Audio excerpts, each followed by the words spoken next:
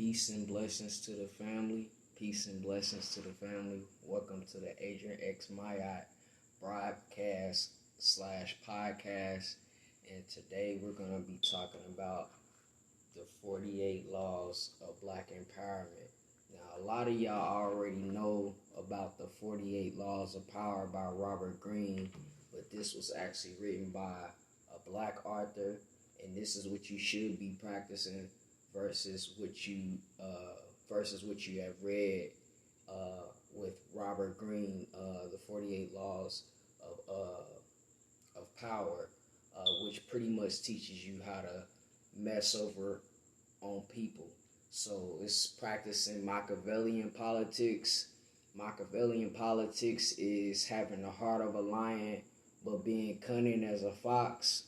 So that's pretty much what Niccolo Machiavelli wrote about in The Prince, which paved the way for the 48 Laws of Power that was written by Robert Greene. And like I said, that's a horrible book to practice those actions and them principles on other people. So this author here, what inspired him to write this book is because he didn't see nothing that empowered Black people. So this is an easy read. I already read it once. We're only going to go through 1 through 24 today. So that way, you guys are spoon-fed on what to practice amongst our people. And if you are going to practice the 48 laws of power, you should be practicing it on people that are trying to get over on you. The people that don't look like us, you should be practicing it on them. But you should not be practicing it on your own people. But a lot of people, since they've been brainwashed and since they have been practiced with witchcraft on, pretty much now they're practicing it on their own people. So when the status quo has been practicing witchcraft on you and wizardry on you, now you want to practice it on your own people, whether you're doing it intentionally or unintentionally. This book here is to awaken you, and on this channel, we're here to enlighten and awaken our people and not educate. We don't want to indoctrinate nobody because we're no longer taking information out of people and trying to keep them under a spell that keep them doing the same thing over and over to keep them astray. So having said that, before we actually get into this book, I'm going to practice a little bit of libation for our ancestors, so that way we can set the mood right. You see, we got Basset right here, Black Panther. So we got the spirit of Black Panther here because we are in protection mode right now, and we want nothing but good fortune for our people. So we must practice libation, spiritual libation, okay? So we got to honor Dr. Francis Cress Wilson. We got to honor Sister Saraza Ali. We got to honor Tupac. We got to honor Malcolm X. We got to honor Dr. Martin Luther King. We got to honor Dr. John Henry Clark. We got to honor Dr. Asa G. Hillard III. We got to honor Sheikh Anta Diop. We got to honor Chancellor Williams. We got to honor Ivan Van Sertima. Okay, so having said that, I'm going to light this frankincense. So once I do that, we're going to get right into it. Remember, we only going through 1 through 24 today.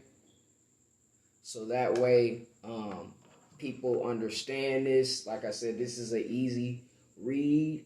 You get what I'm saying? So I've already read it once, so I'm going through it again with you guys. So for the first principle, before that, we're going to actually just read, the back of this where it says, there is no force like success, and And that is why the individual makes all effort to surround himself throughout life with the evidence of it. And as the individual, so it should be of the nation.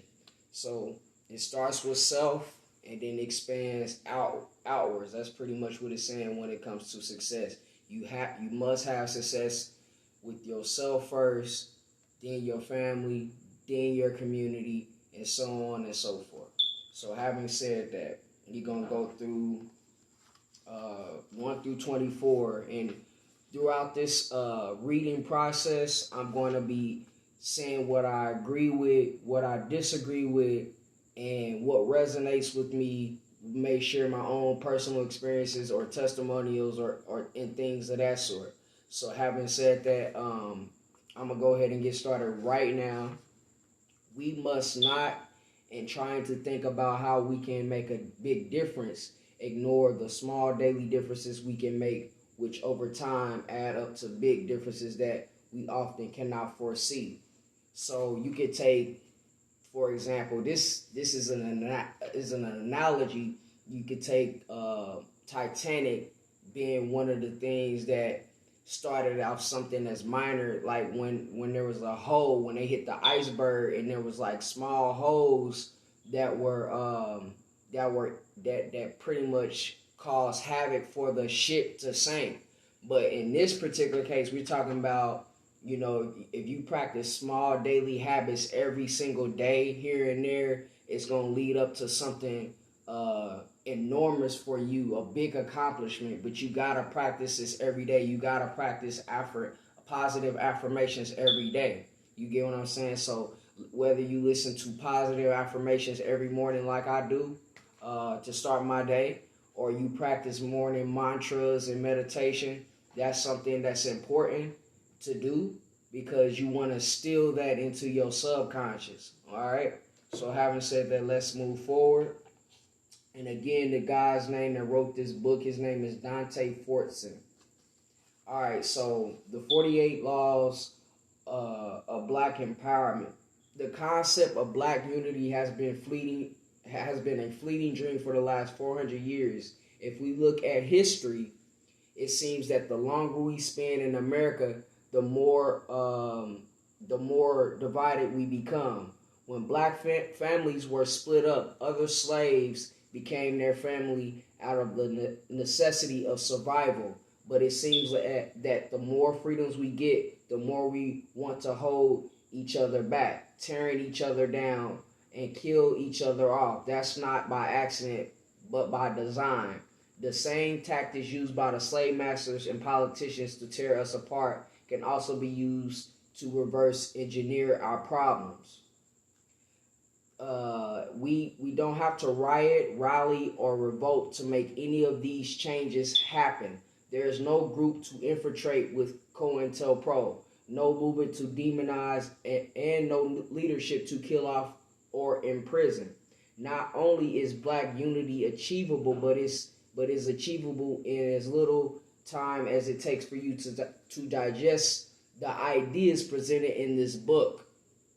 Apply them to your life and then pass them on to get where we want to go. We only need to focus on making small adjustments to the following areas of our life: personal, family, business and finance, community, and activism. Okay? So, in the 1960s, the original Black Panthers put together a common sense 10-point program for the Black community, which has gone ignored in discussions on how we progress as people. They also put together 8 points of attention, 7 of which are on life support in our culture. Speak politely. Pay fairly for what you buy. Return everything you borrow. Pay for anything you damage. Don't hit or swear at people. And don't damage property or crops of the poor, oppressed masses. Do not take liberties with women. In this book, you'll find influences from the Black Panthers, the 50th Law, Marcus Garvey, and many others. The collective Black consciousness has given us a roadmap to change, but it's up to us to follow. All right, I have discovered in life that there are ways of getting almost anywhere you want to go if you really want to go. All right, so I want to go back to something that he said about there is no group to infiltrate COINTELPRO. Well, if you watch the movie called The Spook That Sat by the Door, it is a way to infiltrate. If we all decided to have this collective mindset, sort of a monolithic way of thinking, and going inside of the oppressors' organizations and learning their system and turning it on its rear head and reversing the tables on them, we can easily do that. But we're so individualized, and we're so with this mentality of competitive individualism, where it's like, I'm gonna do me, you do you. We don't exert the power that we have. Remember, the greatest power that black people have is influence. The greatest power that white people have is the power of suggestion. And the greatest power that Latinos and Asians have is unity. So we must understand the power that we possess and really own it in order to secure our power and become empowered. You get what I'm saying? So that is important. All right. So having said that, let's move forward. All right. So this is personal. We can't change the world around us until we make changes to ourselves. It goes back to saying lead by example. People's friends tend to reflect who they are, which is why the following sayings were created. Show me who your friends are, and I'll show you who you are. Birds of a feather flock together. One rotten apple spoils the whole bunch. The way we think, the way we behave, the energy we put out, and the way we respond are all choices made by us on a daily basis. By taking a more conscious approach to several areas of our lives, those changes will carry into other areas outside our personal and manifest into positive results in our family and community. If you don't like something, change it. If you can't change it, change your attitude. Maya Angelou said that. And that first quote that the very first quote that I said on the back was Marcus Garvey. And then the quote over here in the front was by Marion Wright Elderman. And then this quote that I said prior to Maya Angelou's was by Langston Hughes.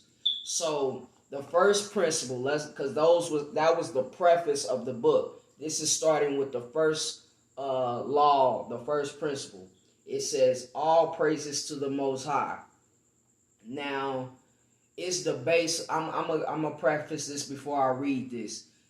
It's the base on what you want to call the Most High. Some people say God. Some people say Jehovah. Some people say Jah. Some people say Judah. Some people say this. Some people say that.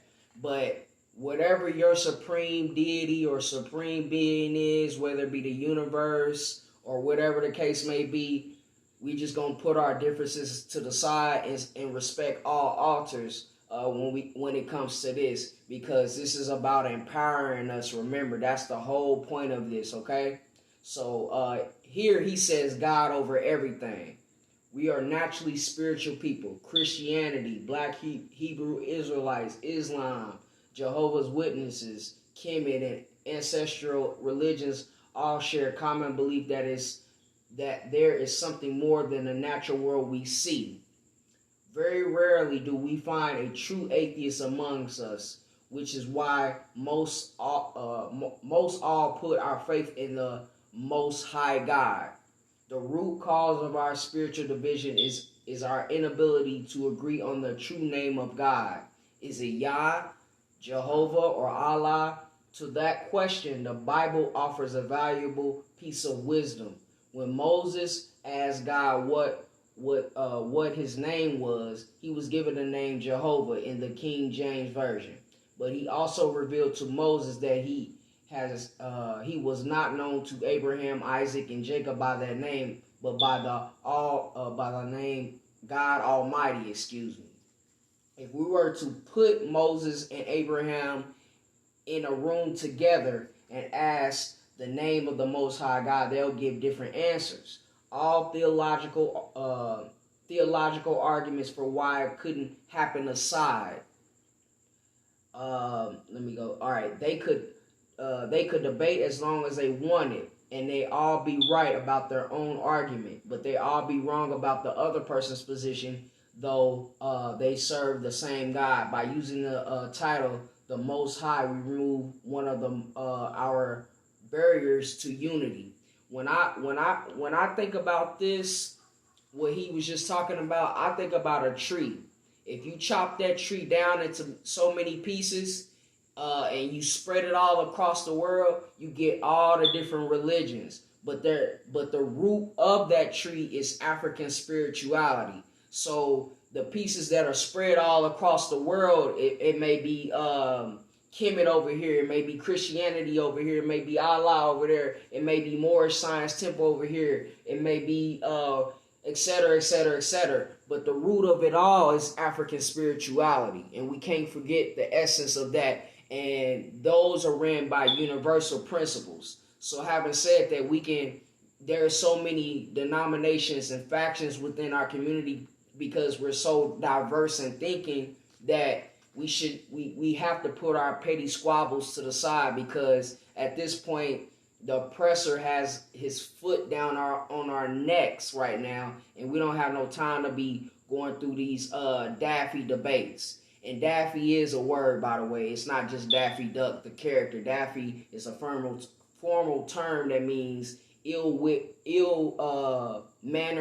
foolish, or crazy. So we need to get rid of these Daffy debates and squabbles and stuff like that. Okay. So let's move forward. Culture importance. When our ancestors were brought to America, they had their face stripped and were then taught a Eurocentric interpretation of the Bible. They didn't want us praying to the Most High, so they replaced him with their own likeness, so we look to them as saviors. So I say to you, seek God and discover him and make him a power in your life.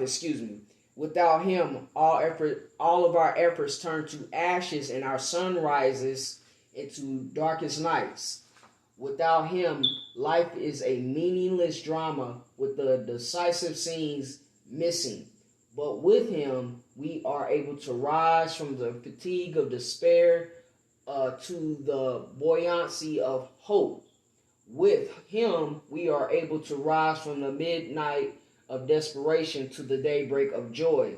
St. Augustine was right. We were made for God, and we will be restless until we find rest in him. That quote was by Dr. Martin Luther King, okay?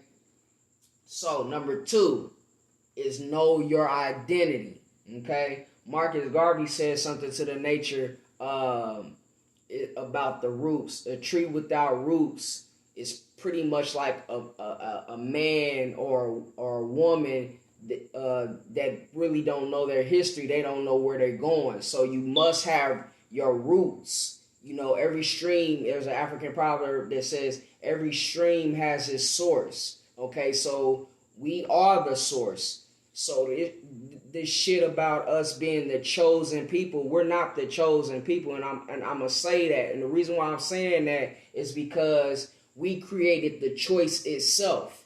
We created dark matter, stars, water, sun, and all that. All of that is an essence of us. Okay, so and then another thing, the reason why we're not chosen people and we are the choice itself is because out of millions and millions and millions and millions of sperm, we won the race. We was the winners when we got here, and I said that before. You know, I've said that in my other videos. If you guys paid attention, so our parents was just the gateway portal to they just opened up the door and we ran out that motherfucker. We just sprinted on out and we was like, yeah, we here, we won the race. And all the other sperms, unfortunately, they gotta try again. They gotta go for another race. Okay, so we chose to be here. We're not chosen people. We made the choice to be here. We are that choice itself. Okay, so knock out that chosen people philosophy, because that's leading you astray. That's keeping you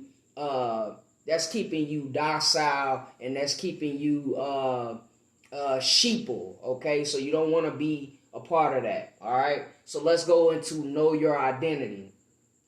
Almost all of our history has been hidden, lied about, or whitewashed into non-existence, but there are enough remaining fragments to piece together what actually happened.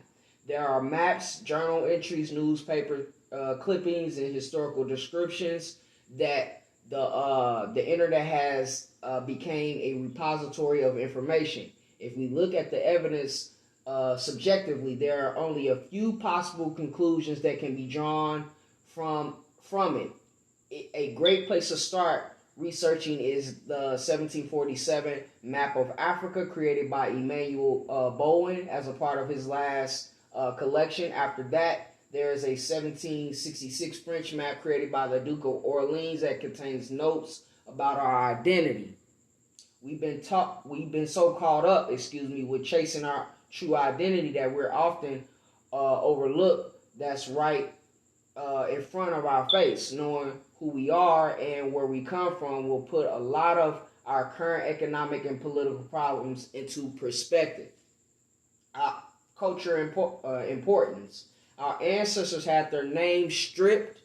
They were forbidden from their original language, and families were split up. In addition to this, most documents before and during the slave trade were destroyed to cover up what the Europeans were doing. They didn't want us to remember our identity. As long as we are not ourselves, we will try to be like other people. And this is quote is by Maladami Patrice Somé. Okay, so having said that, the African map itself is not the geography outline of Africa is not right. You have to flip the content of Africa upside down, and that is the real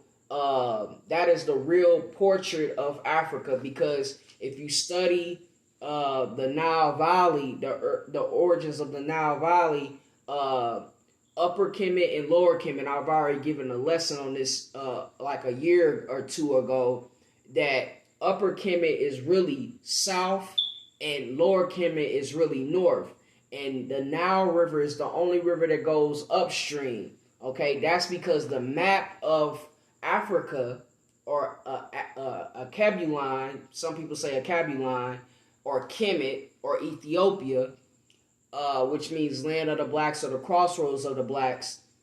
That's the only Nile River is the only river that goes upstream, because the content of Africa is really flipped, and they have us thinking ass backwards that it's shaped one way, but really it's not. And then also, if you look at South America and Central America, they kind of look like Africa too. If you look at Central America, South America, and even some other countries as well, if you really pay attention to it, they almost have the same shape as Africa. Because you know why? Everything started in Africa, and then as time went on, things branched off. That's because Africa, that's called Pangea. I also gave that lesson about a couple years ago. You go look at the history of Upper Kemet and Lower Kemet. I already talked about that, so I'm not going to get into that no more. So let's go. Let me go into the third law here, which is be yourself. Okay, a certain kind of pride comes with learning the truth about who we are, but we will never fit those standards no matter how hard we try, because they aren't meant for us to meet. Okay, far too many have tried to be like them and mimic them. Some of our women straighten their hair like their women. Some of our men try to carry themselves like their men. Almost all of us have used code switching to sound more like how they sound. Excuse me. The irony of it is that their women are getting implants, injections, tans, and surgery to look like our women. And their men are embracing hip hop to be more like our men. And if we are trying to be more like them and their goal is to be like us, then we should just be ourselves. Culture importance. It's becoming more difficult for this generation to simply exist. Police are called on us for being black, and our hairstyles are banned. And we are almost always depicted in a negative light by the media. Now more than ever, we need to reinforce the idea that it's okay to be who we are. It is the duty of the younger Negro artist to change through the force of his art that old whispering, I want to be white, hidden in the aspiration of his people, to why should I be white? I am a Negro and beautiful, okay? So having said that, number 3 for Be Yourself, that's a hard-hitting law right there, because I do see a lot of our people wanting to be like our oppressors. That's what inspired Marcus Garvey to create his newspaper line, because he saw a lot of our people embracing our oppressors' way of thinking, the way of acting, because a lot of propaganda and media during that time was telling our people to look like white people. That's why our people during that time were getting their hairs combed and things like that. And you still have our people wearing blonde wigs, dyeing their hair blonde and all this. If your hair ain't naturally blonde, you should not, in my personal philosophy, you should not be dyeing your hair, because it eats away at your roots and all of that good stuff, and it tears away at your hair because it's so much chemicals in that. And then the same with weaves. Like, if you're not practicing spiritual libation amongst before putting the weave in your hair, ladies, then it's no point in you wearing that weave, because a lot of times that's human hair that's been cut off other human beings, and then now it's been placed on your head. Because the reason why those people cut their hair off, because they was getting rid of bad energy or bad spirits that their hair had contained in that culture that they were living in. Now you're taking on the same bad entities and traits and all of that stuff, because you're getting it from that. You're not practicing no type of libation or nothing to protect yourself. That's why you be having the way you behave and act and the way your energy comes off is because of what sits on your head, and it's because you have not practiced your spiritual libation. You have not practiced any type of spiritual libation before you put that weave in your head. And even with guys, we don't need to. Malcolm X briefly talked about how he wanted to sound, more like he was white during his time he was in school and stuff like that. And even myself, when I was going through school, I thought sounding more like the oppressor, having his tone and all that was the way to go. But now that I've learned, like, even after time and time, as time went on and as I matured and as I became more experienced in life, I learned that I can be myself and I don't have to imitate somebody else that don't care about me, and they don't have to imitate me. They can just be themselves, because we got different cultures, okay? So having said that, let's move on to the fourth point, which is embrace education. Instead of saying education, I don't like the word educate because it means to take out. I like to say embrace enlightenment, okay? Because to educate, like, again, means to indoctrinate. It means to lead people astray. It means to take out, okay? So we don't want to educate, all right? But for his sake, since he's using the word, I'll, go ahead and allow it. But that's not what I like to use, okay? So It's not the Europeans' responsibility to educate us. He meant to say educate us, not educated us. Or our children, in order for us to educate others. We must first educate ourselves. Not only do we need to know their version of history for academic purposes, but we also need to know actual history for ourselves, okay? European history is always revisionist to favor them. We know that people were in America and coming to America long before it was discovered by Columbus. We know that slavery was pure evil. Our ancestors worked for free, and yet they refused to acknowledge how much it devastated us as a nation. Okay? Once we educate ourselves, we need to educate our family, friends, and others in the community. Being intelligent shouldn't be a bullyable offense, nor should it be looked at as a weakness. Our ancestors built the pyramids and they built this nation. We are not a dumb people, and the perception of us needs to reflect that. When others make the assumption that we are less intelligent than we are, being smart will give us an intellectual advantage, whether on the block or in the boardroom. Okay, culture importance. Our ancestors were forbidden to learn how to read or write under penalty of fines, beatings, and death. Now that we are able to freely obtain an education, we should do so. This does not always mean obtaining a formal education at an expensive university. It's perfectly okay to educate ourselves in areas where the school system is lacking or missing altogether. Okay? I think education is power. I think that being able to communicate with people is power. One of my main goals on the planet is to encourage people to empower themselves. And that was a quote by Oprah Winfrey. So having said that, now I want to go back to where it says we were forbidden to learn how to read or write. Now today we're reading, right? And without this book here came from a tree, right?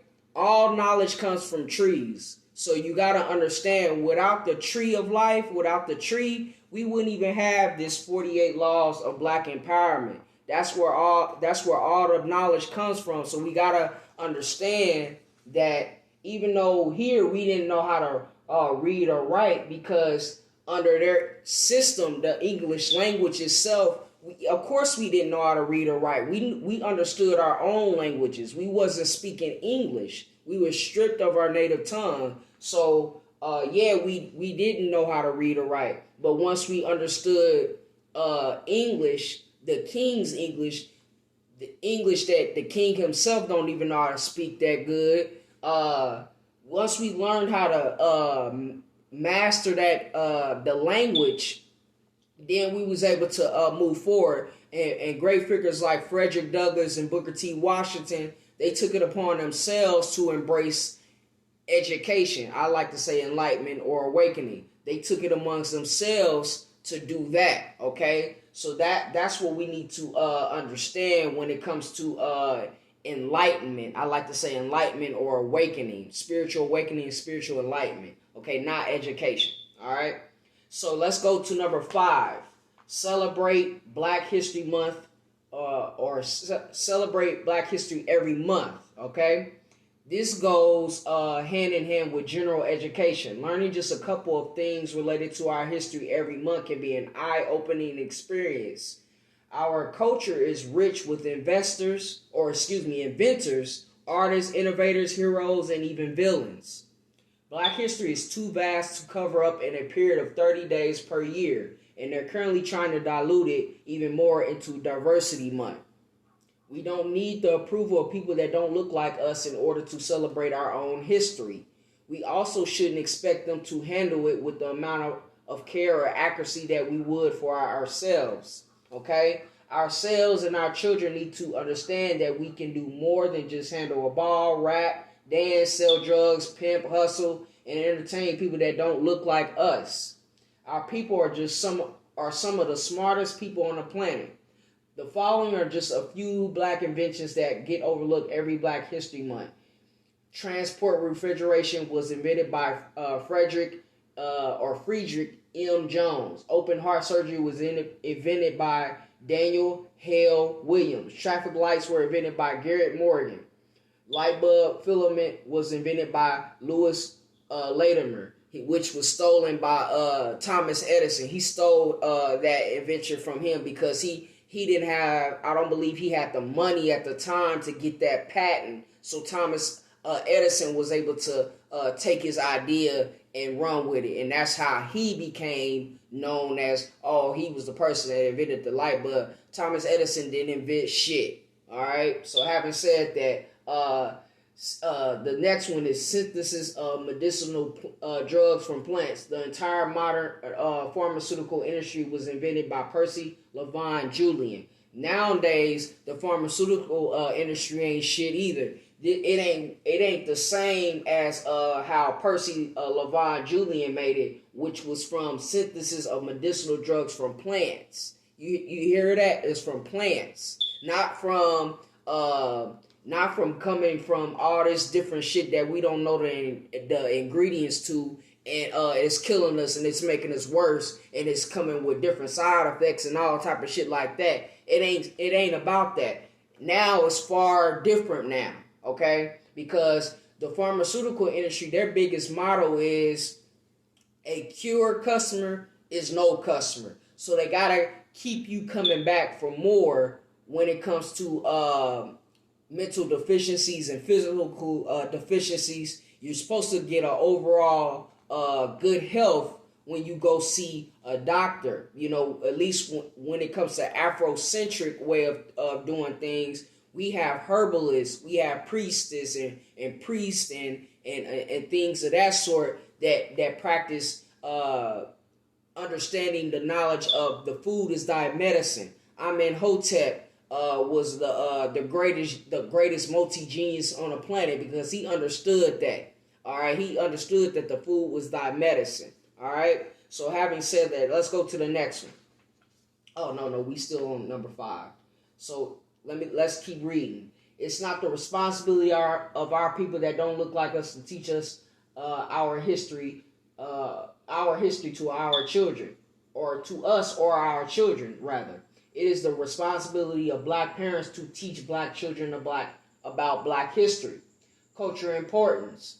Most of our history was covered up to hide who we are. The contributions of black Americans are always downplayed and under-celebrated to make our accomplishments seem insignificant in the story of American history. All right? So the writer cannot expect to be excused from the task of re-education and regeneration that must be done. In fact, he should march right in front. Chinua Achebe. All right, so that's the quote from him. And number 6 is never underestimate street smarts. If asked, most people acknowledge there is a difference between book smarts and street smarts. Book smarts can get us from a specific situations, get us far in specific situations, but street smarts can get us where we need to go throughout our lives. Book smarts help us determine the facts, but street smarts alert us to the shady lawyer, which means liar, manager, or whoever that's trying to get over on us in a deal. Those of us that possess book smarts and street smarts will often get further than those that only possess one or the other. Some examples of the people I perceive to be both book smart and street smart would be Master P, T.I., Jay-Z, 50 Cent, Birdman, and Puffy. Coming from a background in hip-hop, these were the black businessmen that I looked up to for inspiration. Together, these men have made billions for their investors, themselves, their families, and their organizations and the communities that they give back to. No matter what we think of them in their personal lives, we should all aspire to achieve epic levels of success as they have. Culture importance.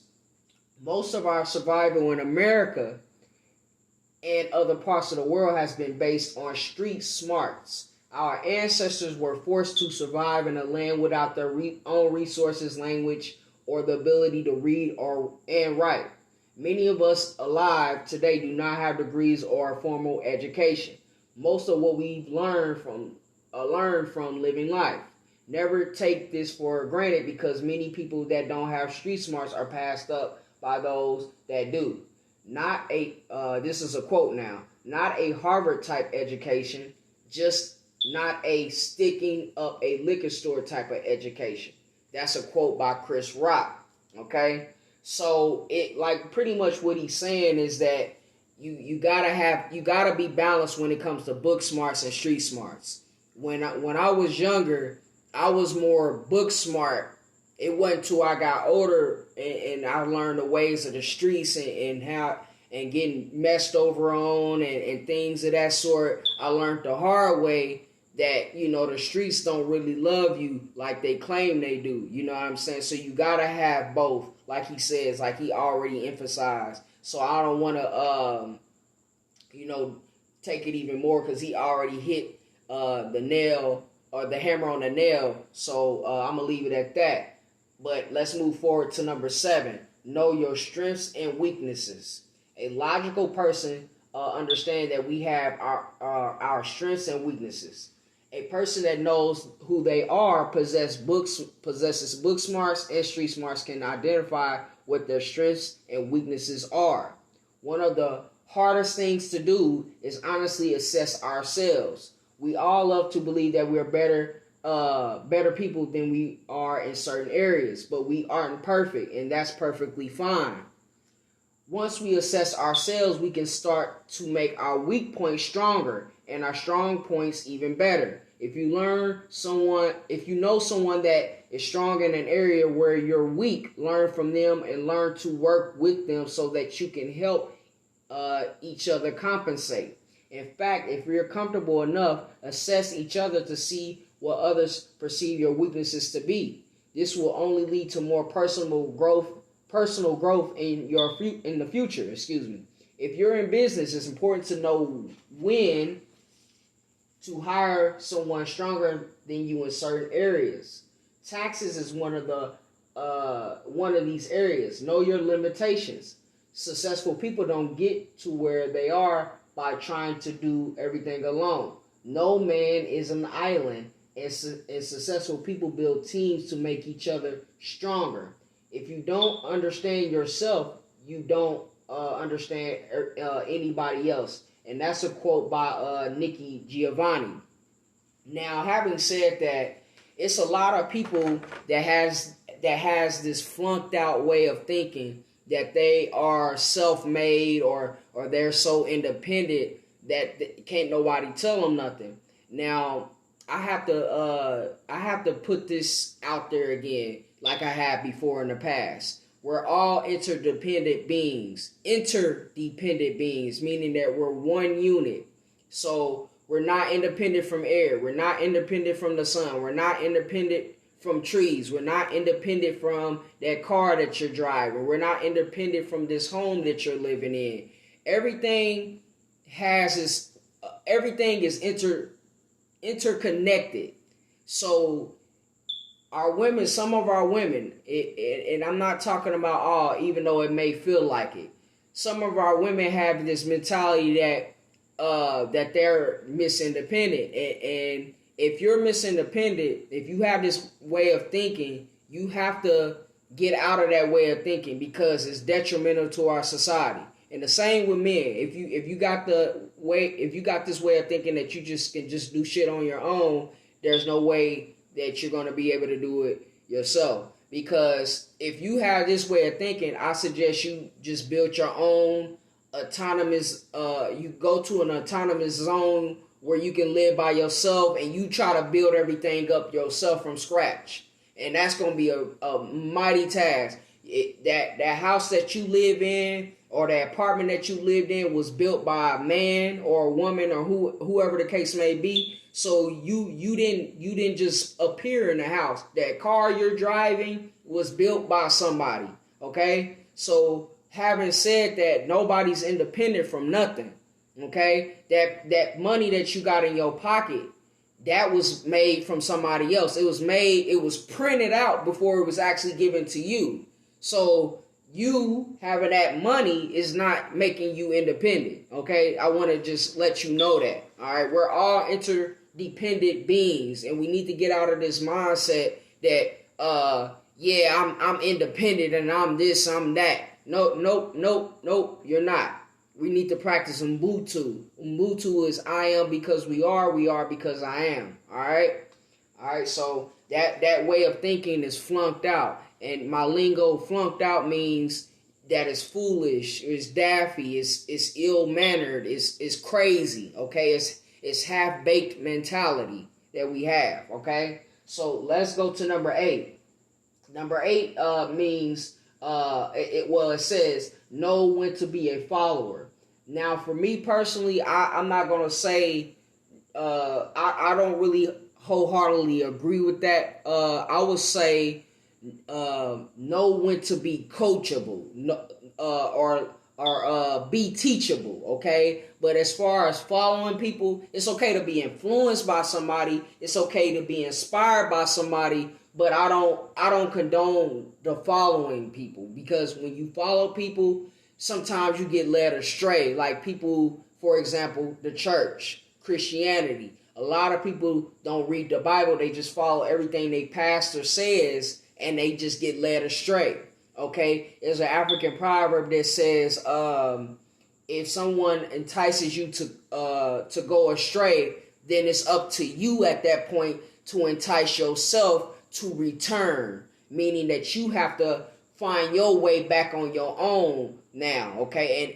And I have been in that position, and many of our people have been in this position, okay? So having said that, I digress. I just wanted to intervene my perspective, but I want to go ahead and get into what he has to say.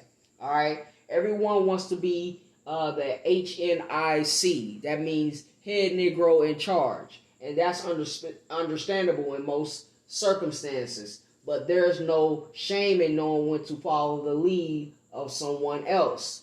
The alpha mentality is what holds a lot of our progress. I don't believe in progress. I'll talk about that here in a minute.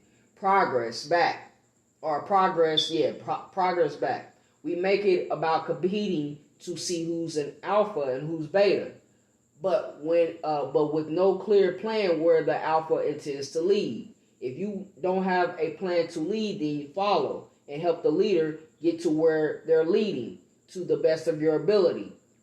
Being a follower isn't always a bad thing. If your child was hurt and the doctor told you exactly what to do, would you play alpha and refuse to take orders, or would you do everything in your power to follow their directions exactly as given so that you could help your child?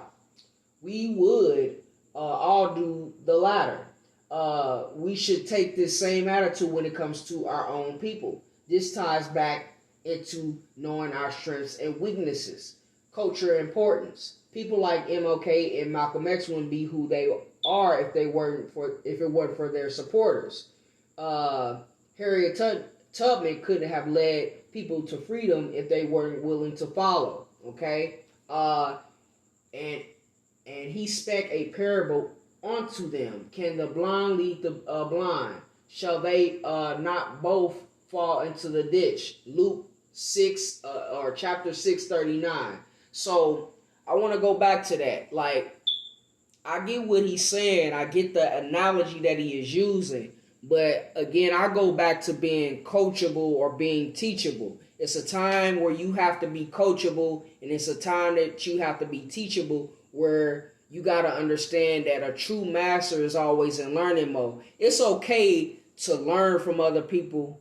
It's okay to hear their perspective and hear their expertise in the field and things of that sort. You chew the meat out and spit out the bones. But I don't believe in blindly following somebody when it comes to culture, politics, education, labor, and all that, because so many times we put our people on a pedestal that if something was to happen to that person that we're following, then it's like man, we go back to our normal selves, or we lose our minds, or we do this. That's why it's better to lead yourself. Okay, it's okay to be inspired. I get what he's saying, but it's okay to be inspired, or to be influenced, or to be coachable by somebody that is that may have a greater expertise or are wiser in a field than you are. That's fine, but just to blindly follow them, that's not how we gonna do that. Okay, because a lot of our people have fell victim because they just blindly follow people and blindly submitted to somebody that we thought was alpha and really was beta. You know what I'm saying? So or they were alpha and we were so beta that we don't have enough strength within ourselves to become alphas ourselves, where we all can be alphas. You get what I'm saying? And at this point I'm talking about men and us being alphas or sigmas. Okay, all right, because that's where our power lies. Our females, our women, in my utmost humbled opinion, need to be betas for the most part, meaning to be more submissive. Okay, it's a time where a woman needs to be alpha, and it's a time where she needs to be submissive. And the time for her to be alpha is not to be against her man. And it's a time for a man to be alpha, and it's a time for him to be a beta. It's a time for him to be alpha, or it's not a time for him to be a beta when it's a time for him to be an alpha with his woman, or whatever the case may be. Particular situations, it requires you to be masculine, and it's a time for you to be feminine. Okay, it's a time for both men and women to be nurturing towards each other and towards children, and then it's a time where you got to be in protective mode.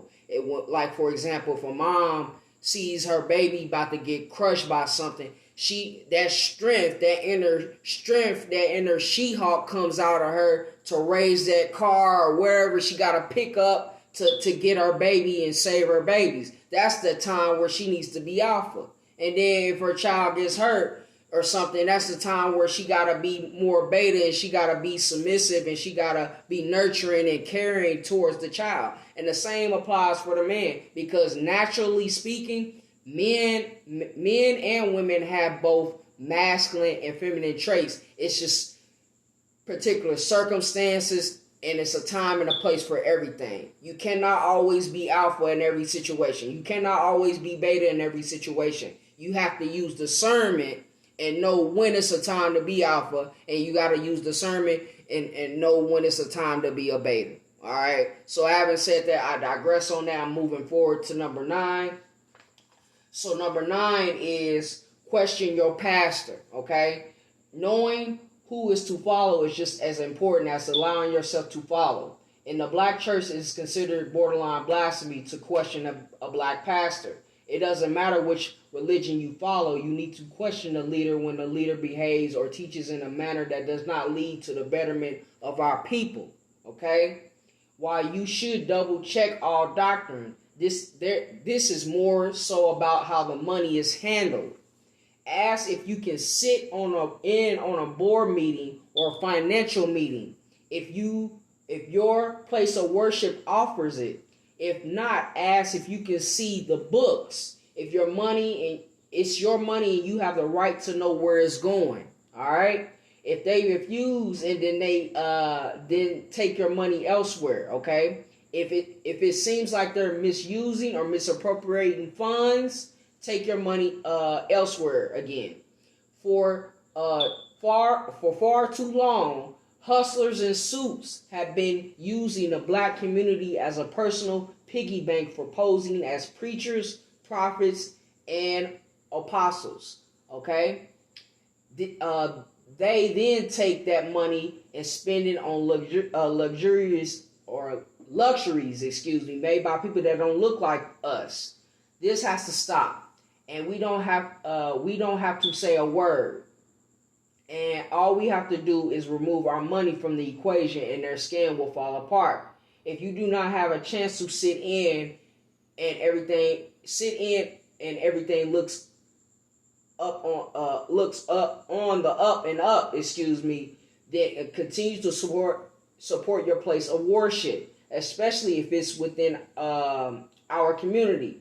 We can weed out the good and bad by making a personal decision to stop financially enabling wolves in sheep's clothing. These are the people here that practice witchcraft on their own people, okay? Because they're doing a white man's bidding by, scamming you out your money, okay? For example, Creflo Dollar, T.D. Jakes, and Joel Osteen are like the biggest pastors on the planet. Bush, his administration, Bush Jr., they came up with faith-based initiative, which means the FBI. Okay, that's where we get the FBI from, because Bush Jr. He was going into these black churches during his time of presidency and worshiping. He was going into church practicing emotionalism and feeding the black people's ego with the black church, he was pretty much one of the masterminds behind of keeping our people docile and complacent in the way of thinking when he was the president. So we don't need no more people like that. He was the overseer when he was going in. He was the modern day overseer going in, pretending like he was down for black people, acting like the word to the mother white boy, going in, embracing black people, and just only to just to be scamming and plotting and scheming and deceiving our people. Okay, so having said that, I want to go back to the word progress, because he used the word progress. Progress has no beginning or end, okay? So I like to say evolution or growth, okay? So with progress, you can get anything with that, okay? So I don't really like that term progress. I like the word growth or evolution, okay? So let's keep on going, okay? One of the, I want to also bring this up too. One of the religion or characteristics one of the characteristics that is brought out under religious sentiments is dogmatism. So you get these pastors that are know-it-alls. They don't want you to question them. They want you to blindly follow them. Okay, this is something that Gustave Le Bon was talking about. The French philosopher that wrote Crowd Psychology, a popular study of the mind.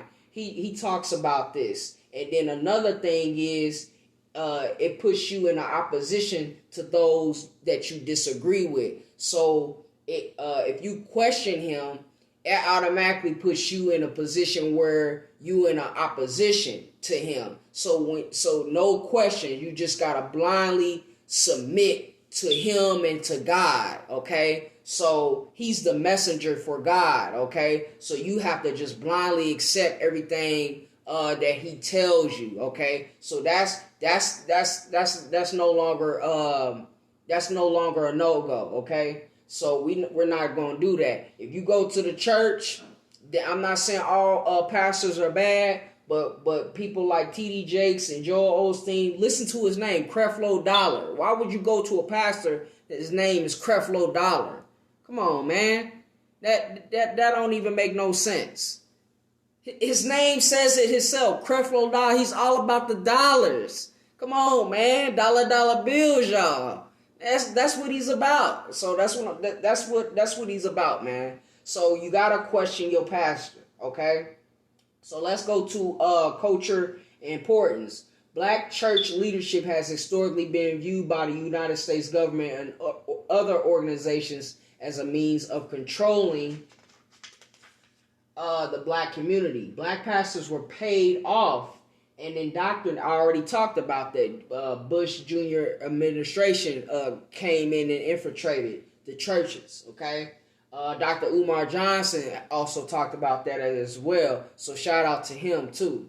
Black pastors were paid off and indoctrinated to disseminate ideas that were of benefit to Europeans, but a detriment to Black Americans. Now, this is a quote. But there were false prophets also amongst the people.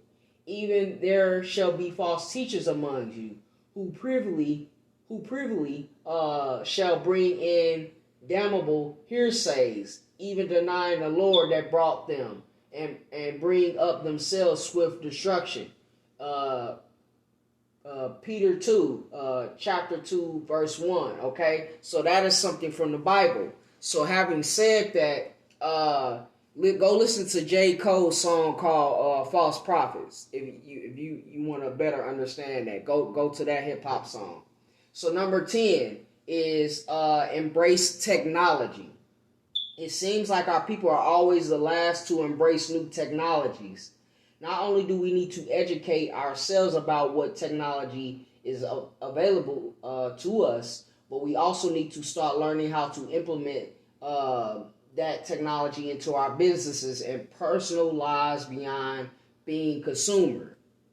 All right? Most of us need to learn how to build our own websites, get our products listed on Amazon, get our music on Spotify, publish our own books, integrate affiliate programs into our online businesses, and more. The more we fall behind when it comes to embracing technology, the further the wealth gap we will get.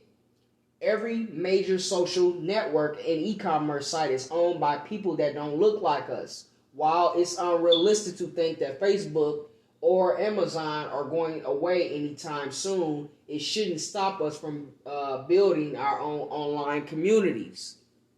Okay? That serves our needs. We don't need to create another Facebook, but there's nothing stopping us from creating our own local websites that serve as media outlets to share our news from our perspectives. How others use technology isn't necessarily meant to cater to us. We need to start developing platforms, apps, and other ways of serving our own businesses and communities better. Okay? Cultural importance. We don't want our people to fall behind. Historically, we're responsible for most of the technology that have allowed America and other parts of the world to thrive. That's right. We need to continue on in this legacy by being innovators of technology and not just adopters.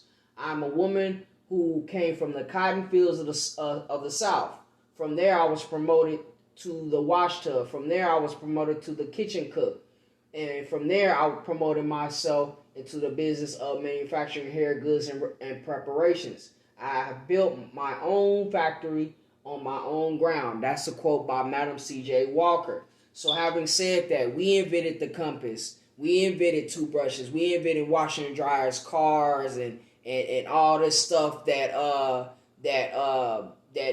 white people use now, or the oppressors use now, or people that don't look like us. Not just white people, because they're not just our oppressors. Our own people can be detrimental to us too, and that's not actually oppressing us. That's actually practicing self-hate. But still, that's a part of doing the white man's bidding, being his co-conspirator. Okay. So, having said that, we invented all of the stuff that you can think of, even the stars and the galaxies and all that. That's why I go back to saying that we're not the chosen people. We are the people that created the choice within itself. So we was the person that was responsible for procreating everything in existence. We taught people how to bathe and wash and talk and to walk straight and upright. We was the motherfuckers that taught them that. Don't let these people try to take something from you and then try to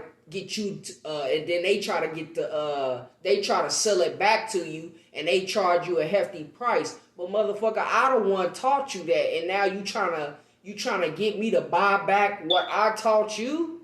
You stole it, but we gonna return what you stole, okay? Guarantee that.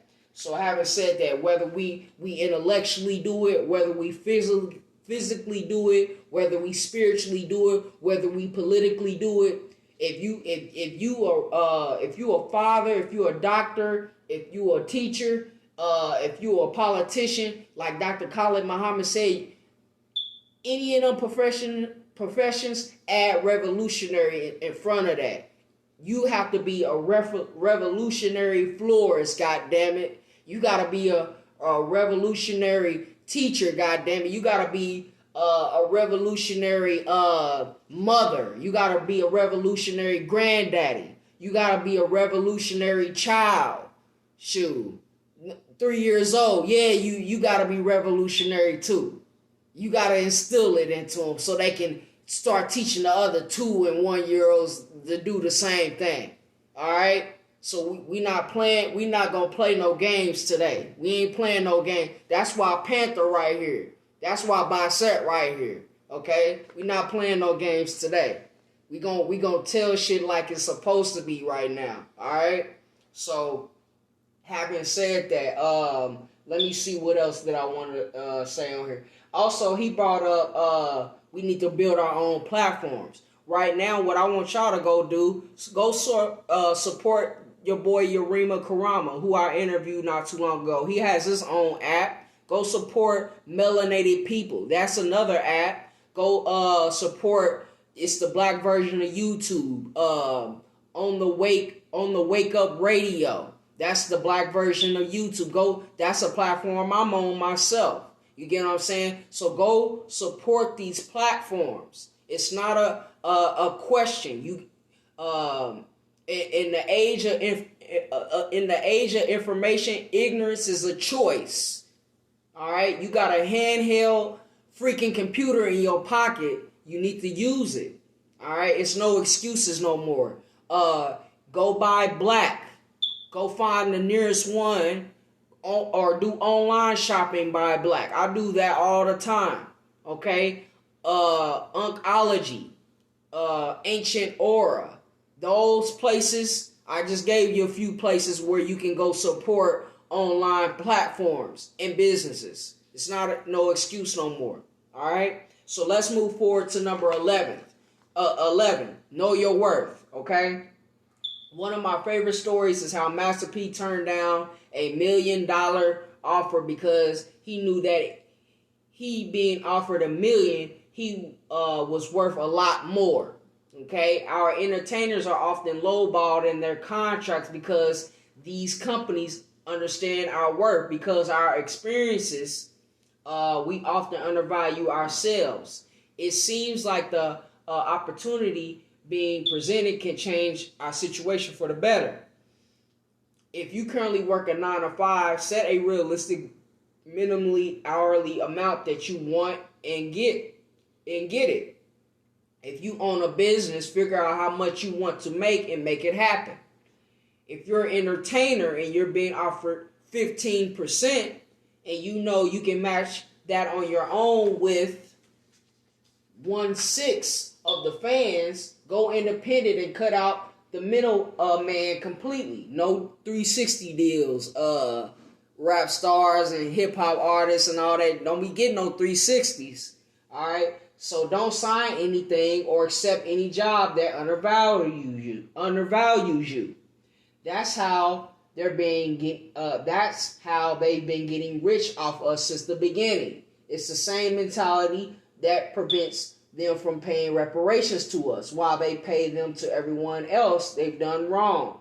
They know our worth but don't want to pay us what we're worth. Cultural importance. People don't enslave people for 400 years if they aren't worth anything. Europeans have made money off everything we've created, from the cotton gin to rap music. They've known how much money we could potentially generate for them from the start. We're not worthless as they led many of us to believe. The outside world told black kids when I was growing up that we weren't worth anything. But our parents said it wasn't so, and our churches and our school teachers said it wasn't so. They believed in us, and we therefore believed in ourselves. Marion Wright Elderman. Okay? So we can't believe the hype of what our people tell us, because Malcolm X said it best. the mass media or the media is the most powerful entity. It has the power to create or make it seem like that the innocent is guilty and the guilty look innocent. So we got to understand that's what they try to do. They try to always demonize us or villainize us throughout the mass media. So we got to understand who we are as a people, as a culture, and that's what Marcus Garvey was instilling upon us. And I see you fools on the internet talking about Marcus Garvey was an Asian and all this and all that. Man, screw y'all. Because y'all, one of the arguments y'all want to say is that, oh, he didn't do nothing for Jamaica, or if he didn't go to Africa. He couldn't go to Africa, you damn fools. That don't mean he didn't help organize as many black people here in America. Do you know how hard it is to organize 20-something million Africans in the 20s? That's an anomaly. He was the only black man doing that. All right? So you need to appreciate and honor your ancestors instead of dissing them. All right? So don't bring up Garvey's name. Because right now, I'm gonna put it on you right now. If you mention if you put our ancestors' name in vain, our ancestors are coming after you, and that's on everything for real. They gonna come after you, and I'm not playing. That's libation right there. In the spirit of Ogun, we ain't playing right now. All right. Don't utter no words about our ancestors when you don't know what you're talking about. You spending 11 hours talking about nonsense. All right, we don't play like that. We honor Garvey over here. We honor Malcolm X over here. We honor all these great leaders. You're not gonna undermine our people. They made mistakes. Hindsight is 20/20. Nobody's perfect. All right, but I digress. But that just made me think about that. All right, but anyway, we're going to number 12 now. Stop waiting for black leaders, okay? The problem with black leadership is that there isn't any at the moment. There are pockets of people that will rally if urged by celebrities, but those celebrities aren't really taking on the responsibility of black leadership, nor should they. If we look at what happened with the election of Barack Obama to the presidency, black celebrities were waiting to follow his lead. And go back to the law of number 8, which is know when to be a follower. But I say know when to be influenced, know when to be coachable, know when to be teachable, okay? When he ran his campaign, even people that are traditionally in leadership roles played their part to support what he was trying to accomplish. We even saw Oprah, play a supporting role for the greater cause, okay, which was getting Barack Obama elected as the first black president. All right, now the president is out of office. We gone dormant again, waiting for the next big thing to jump behind and support. We need to stop waiting for black leaders to stand up and move us to action. The problem with President Obama is that he was the only person that looked like him for running for office. Our community should have been so motivated that he would have had to compete with 5 other people that looked just like him. We need to become the leaders that we're waiting for. All right?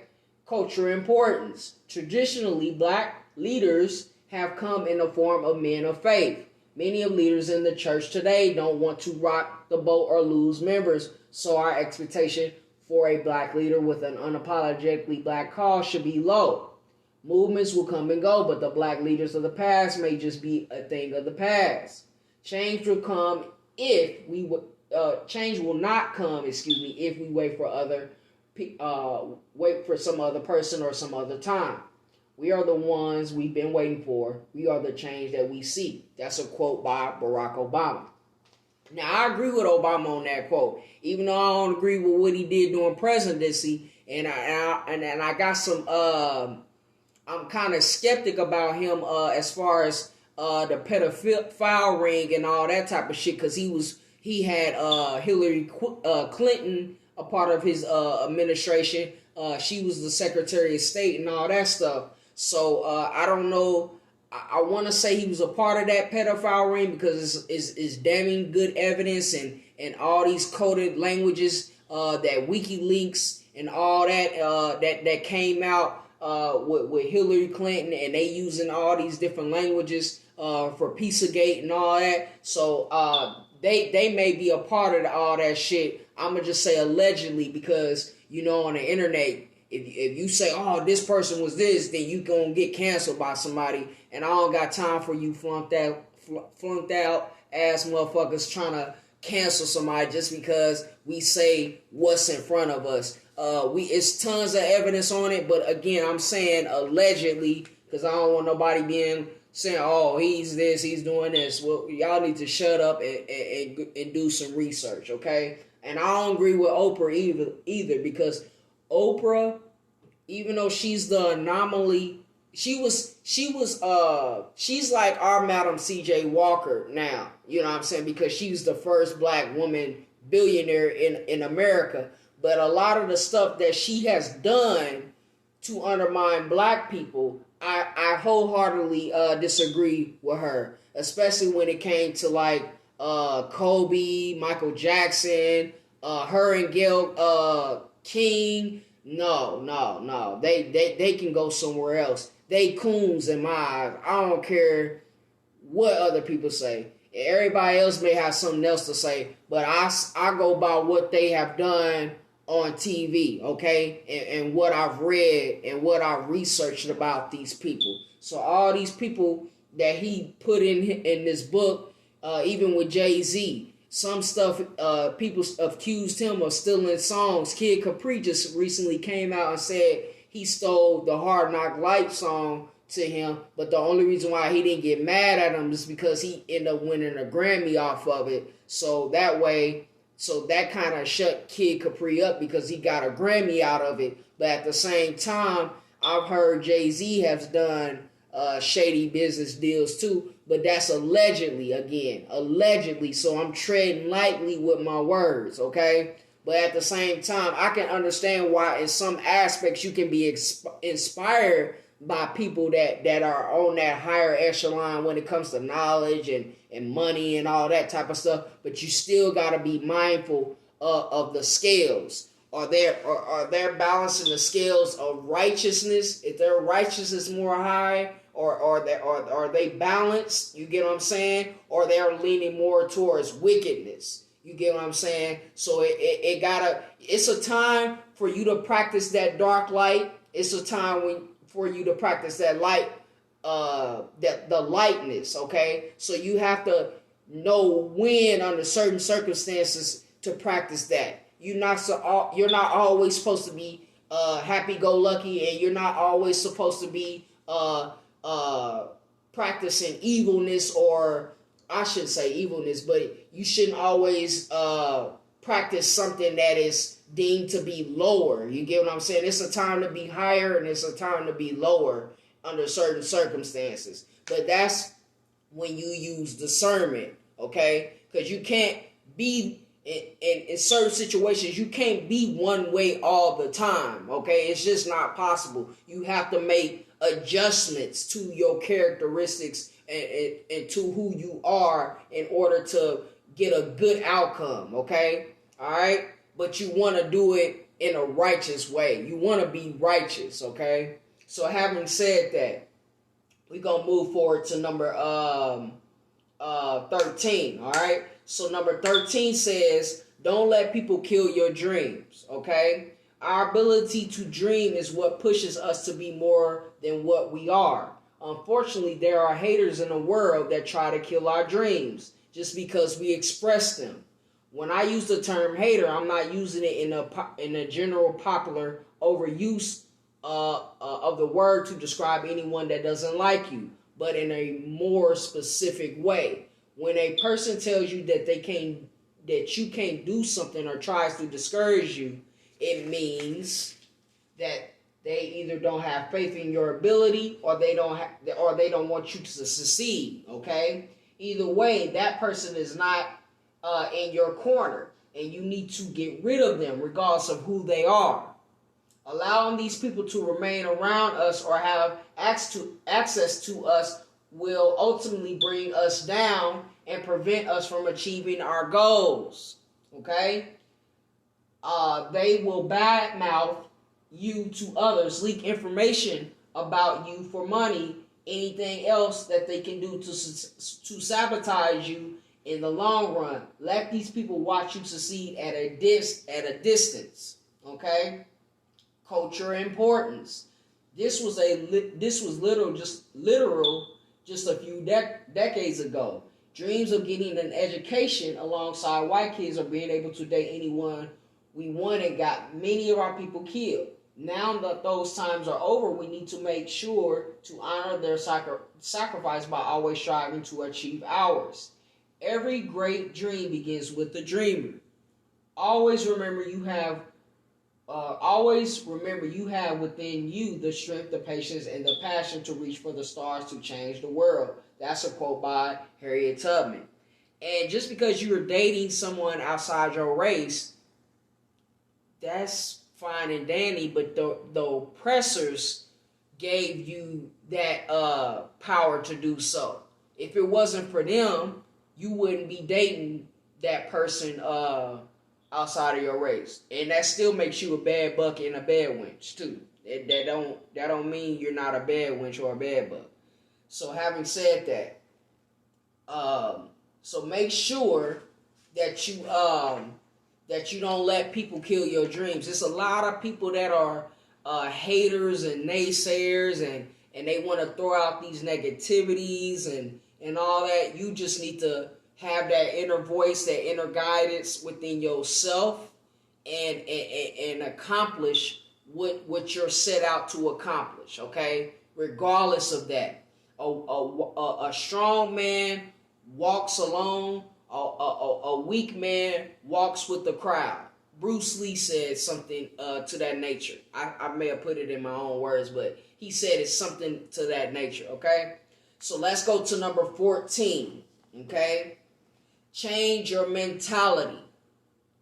At some point, the phrase is that's how I was raised, and that's just how, let me start over. At some point, the phrase is that's not how I was raised, and that's just how I was raised, need to be done with. These are just commonly accepted excuses for not taking accountability for our choices. I'm willing to bet that the majority of us were not raised to drink, do drugs, make babies before marriage, but we still managed to overcome our upbringing and get it done anyway. Our upbringing and environment only influence our outcome so much. It's more about mentality than circumstance. One person may be told you'll never make it as a comedian, and they'll believe it. Another kid will get told the same thing, and they'll think to themselves, I'm going to prove you wrong and rub it in your face. There are probably deeper psychological reasons as to why they develop a different mentality, but how they choose to think is more important than how they were raised. Okay, if we change the way we think, we'll start to recognize we're making excuses for not doing certain things. If there's a legitimate reason why we can't do something, we should refer to back to Law 7, which is to know your strengths and weaknesses and compensate for it. If there's something we don't know, we need to educate ourselves. I don't know how to do that is no longer an acceptable answer since the advent of Google and YouTube. If we don't know, it's because we don't want to know. If we don't fix our weaknesses, it's because we don't want to. The time for excuses is over, okay? From here on out, if we choose not to do something simply because we don't want to do it and for no other reason, physical handicaps excluded, okay?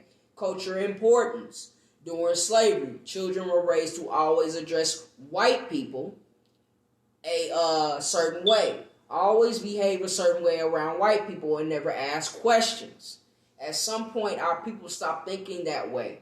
Just because we're raised a certain way doesn't mean we have to be bound to that way of life, especially if it's not beneficial to us, okay, or our family or our community.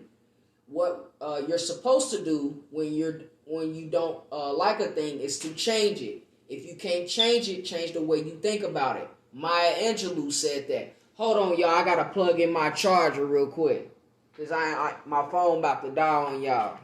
So hold on, and I'm gonna have to adjust this too. I'm gonna have to adjust this, y'all. I'm gonna have to adjust. I can't rotate. They say I can't rotate my phone live. So you know what?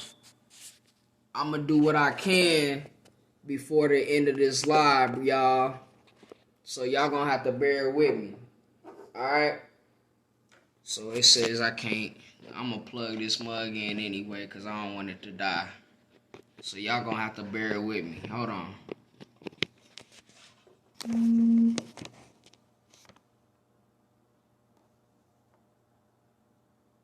Okay, it said I can't rotate my device. I ain't tripping about that.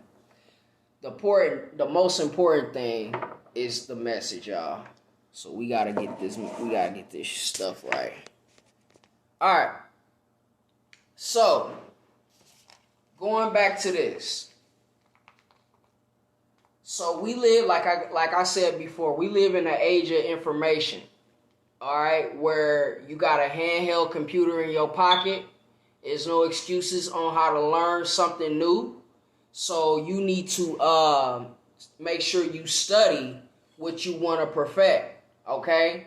If you want to perfect learning how to work on cars, you're going to learn how to do it through YouTube or going to school or whatever the case may be. You can easily learn this. If you want to learn how to plant a flower or build a house, you can go on Google or YouTube now, because with the age of information, you can go on the internet and you can learn how to do these things, okay? It's no excuses no more, all right? So having said that, we're going to move on to number 15, all right? So number 15, to preface it, before we get into it, it says family. Our family is the first community that we need to know. How we grow up will often shape our perceptions about relationships and parenting. For those with non-traditional families made up of people unrelated by blood, some of these bonds become much tighter than the bonds of those with blood relatives often form. Okay? No matter what type of family dynamic we have, we must always strive to keep the black family intact. For years, the U.S. government has attacked the black family through various policies on both the Democrat and Republican sides. Family unity is the cornerstone of black empowerment. A supportive family dynamic has the power to push us further than we ever dreamed possible. And never exalt people because they're your family. Never exalt people because they're your color. Exalt them because, they're worthy. That was a quote by Louis Farrakhan. Okay? So number 15, it says, this is the 15th law. Support the black family dynamic. Okay? It says, our culture is obsessed with being independent to the point that the term is overused and misused. I refer to myself as an independent author, but in reality, I depend on a company to print my books, package my books, and ship my books. This makes me interdependent.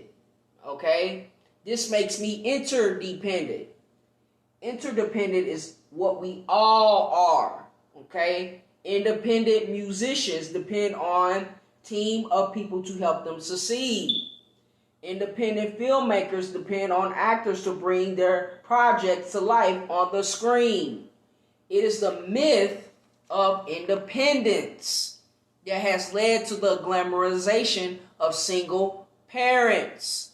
We glorify being a baby mama or a single mother over being a wife. We glorify being a baby daddy or a single father over being a husband. We throw divorce parties as if that's something to be proud of.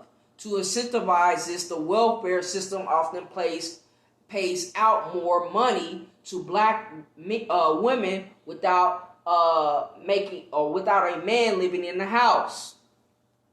If they can get more money without the father in the house, what do they need the father for? They could just easily offer the incentive to keep the family together, but that wasn't the agenda. Okay, this was purposely done to tear apart the black family.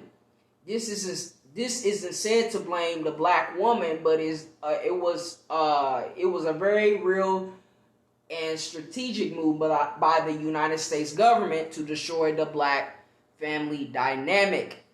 Another problem we have in our community is the failure to build a family decently and in order. We date, have kids, break up, and then find some other someone other than the child's parent to marry. That's not an accident, nor is a mistake. Every decision was made to do those things in that order. Okay, whether or not we tend to turn out.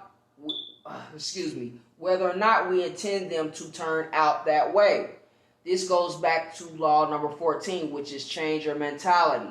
We don't exchange numbers by accident, go on dates by accident, have unprotected sex by accident, or cheat by accident. All those things are choices that we need to own and fix.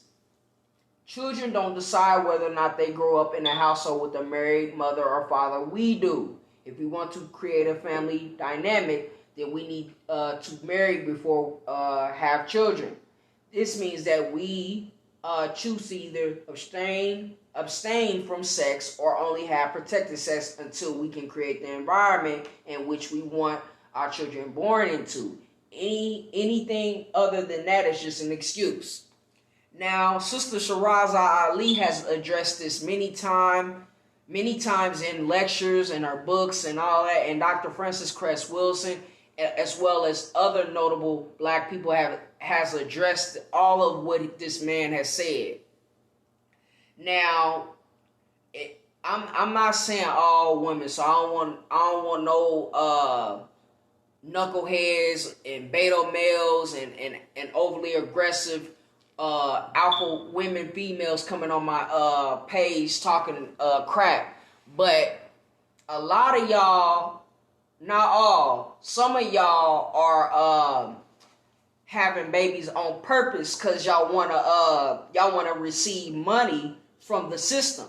Okay, and like he said, y'all glorify being a baby mama, and some of y'all really ain't single moms. Some of y'all are co-parenting, and the dad is a good dad, but y'all say, "Oh, I'm a single mama."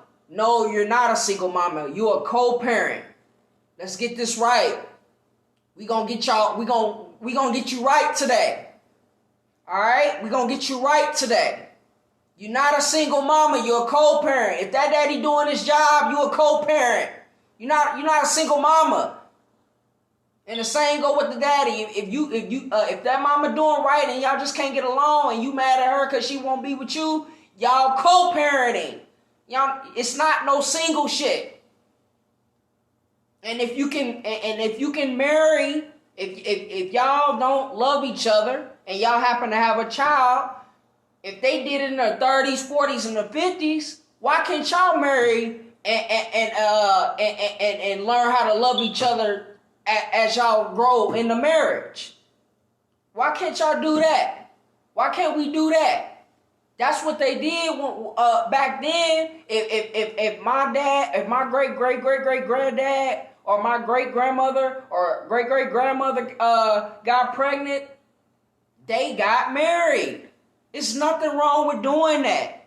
Why is it so? It's so cool now to be single mamas and all this. And now a man or a woman, it don't matter.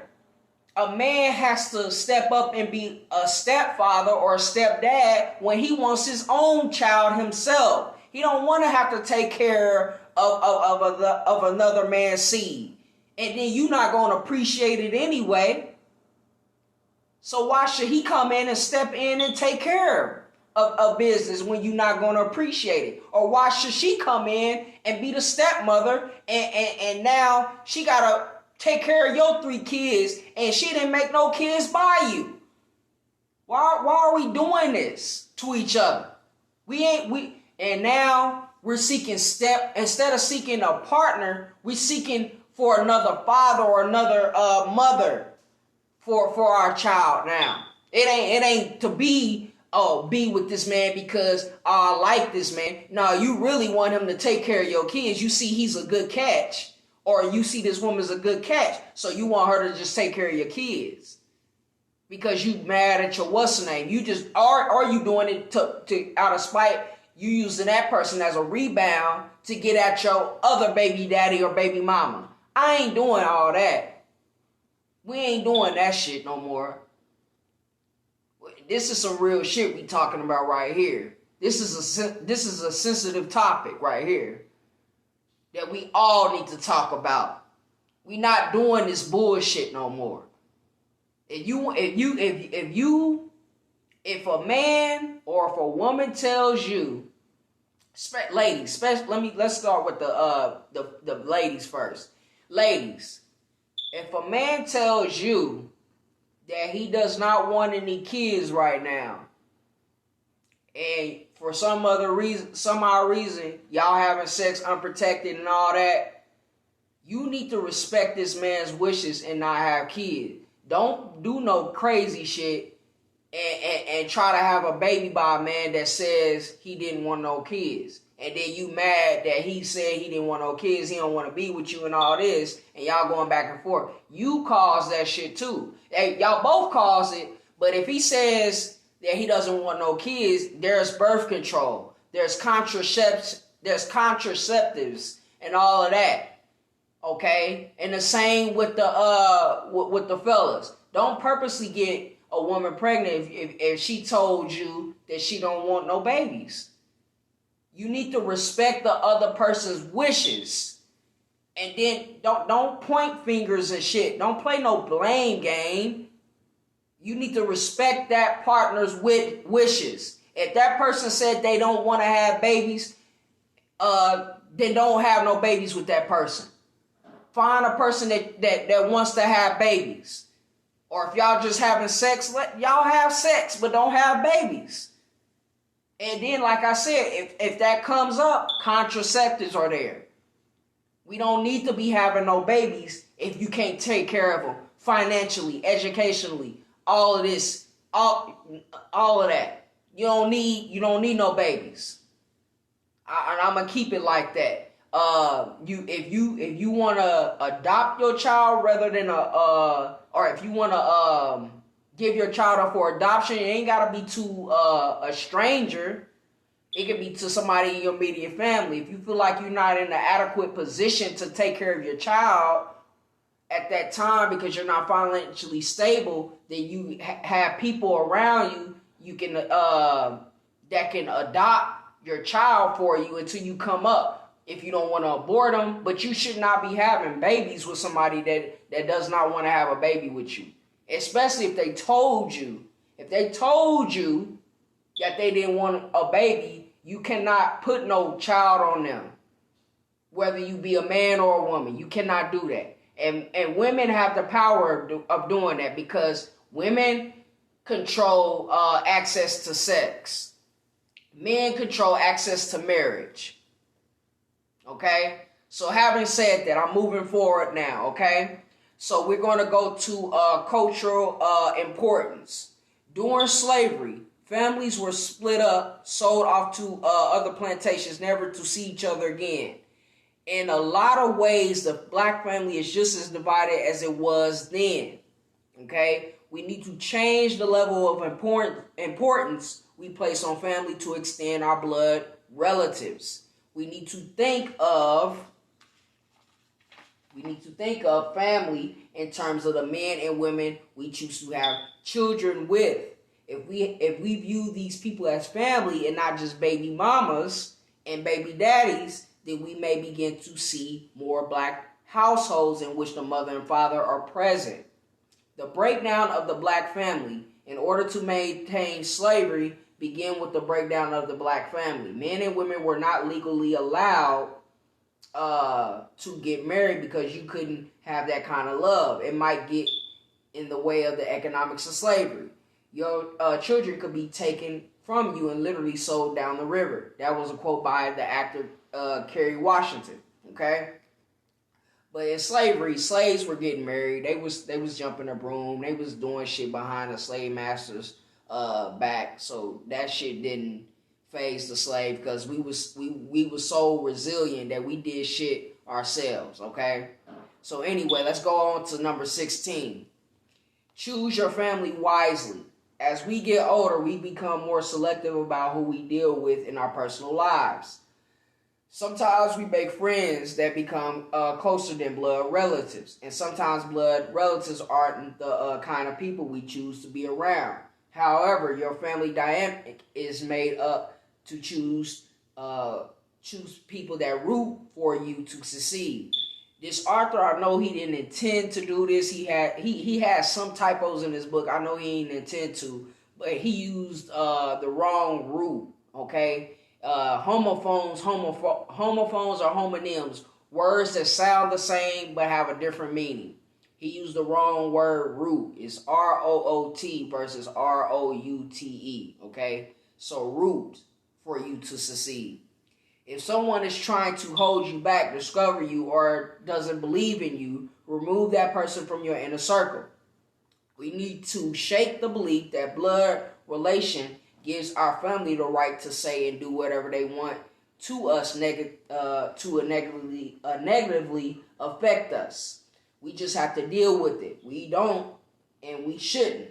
Culture importance. When families were split up, our families were forced to find family among strangers.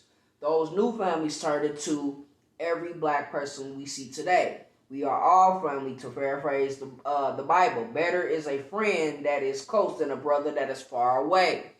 Okay? Do not bring people in your life who weigh you down. And trust your instincts. And good relationships feel good. Okay? They feel right. They don't hurt. They're not painful. That's not just with somebody you want to marry, but with the friends that you choose. It's the people you surround yourself with. That's a quote by Michelle Obama. Okay? Michelle Obama, if it wasn't for Michelle Obama, Barack Obama wouldn't be where he was. You know what I'm saying? So she was the one that came from the ghetto of Chicago. You know, she was. I don't agree with everything she's done, but her being a prolific black woman for her black husband, I like that. I like the symbology of the Obama family. Okay, even if I don't agree with Obama, and even if I don't really mess with Obama like that because he was pro-LGBT versus being pro-black, even though I don't agree with that, I still like the symbology of his family. I'm going to just leave it at that, okay? But anyway, Michelle got 2 Ivy League degrees, you know what I'm saying? Not to say the Ivy League schools are the best schools, but for her being one of the first, she's the first lady to have prestigious degrees. You get what I'm saying? No other first lady did that. You know what I'm saying? And that is commendable. I have to respect that. You know what I'm saying? Even if they were at white institutions, that don't matter. That don't matter. She was the first lady to do that. All the other first ladies, the 45 first ladies, they ain't do what she did. She's prolific in that manner. So I give her that respect. I give props when they do. But even though I don't agree with how they went about the presidency during his term, I can still give that much respect, okay? All right? So having said that, let's go to number 17. Show up for our people. The world is against us. So whenever our people accomplish something, we need to show up and support. We may not make every event, but we should strive to support them as much as possible, especially if we expect them to support us when we accomplish something great. It doesn't matter if your cousin just dropped a country music album and you hate everything about country. Show up anyway and support their dream. Once we show up, we need to take it a step further if the situation allows. If they just released an album, a book, or a movie, help them by sharing it on social media. Help work a table to sell stuff or whatever it takes. Okay? Be their biggest support so that when your moments come, they'll hopefully do the same for you. Cultural importance. In the past, black people didn't have the freedom to assembly. Even after we were freed and tried to assemble, there was always laws and injunctions that prevented it. Now that we can assemble, we should do so, especially when it's in support of our own. Yeah, we should be like the Avengers. We should be assembling together to promote our businesses, our brands, to save the world, to make it a better place for our people to live in. Yeah, we need to be like that. All right? So let me read a quote by Michael Jackson before I move on to number 18. If you enter this world knowing you are loved and you leave this world knowing the same, then everything that happens in between can be dealt with. That's a quote by Michael Jackson again. All right? Business and finances. The entrepreneur spirit is alive and well within the black community. The problem is that we are so splintered into cliques. Again, this goes back to homophones and homonyms, words that sound the same but have different meanings. Cliques, C-L-I-Q-U-E-S. I know that's what the author meant, but instead he put cliques like C-L-I-C-K-S. Okay? So it's words that sound the same but have a different meaning. That's homophones, homonyms. Okay? I know he didn't mean to do that, but I'm just saying, okay? You got to understand the difference. All right? So let's go back to the same thing. The problem is that we are so splintered into cliques that it's hard for most of us to network with people that look like us. This is why we often end up seeking loans for people that don't look like us. They don't want to loan us money in the first place. So either they deny our loans or we get penalized with higher than normal interest rates. As a community, we need to work on our business and financial intelligence so that when we're ready to make moves, we don't have to go to people that don't look like us and ask for their help to open businesses in our own community. Life is like business. 20% of what happens to you is 80% of how you react. Damon John, okay? That's a quote by Damon John, okay? Number 18, be financially conscious.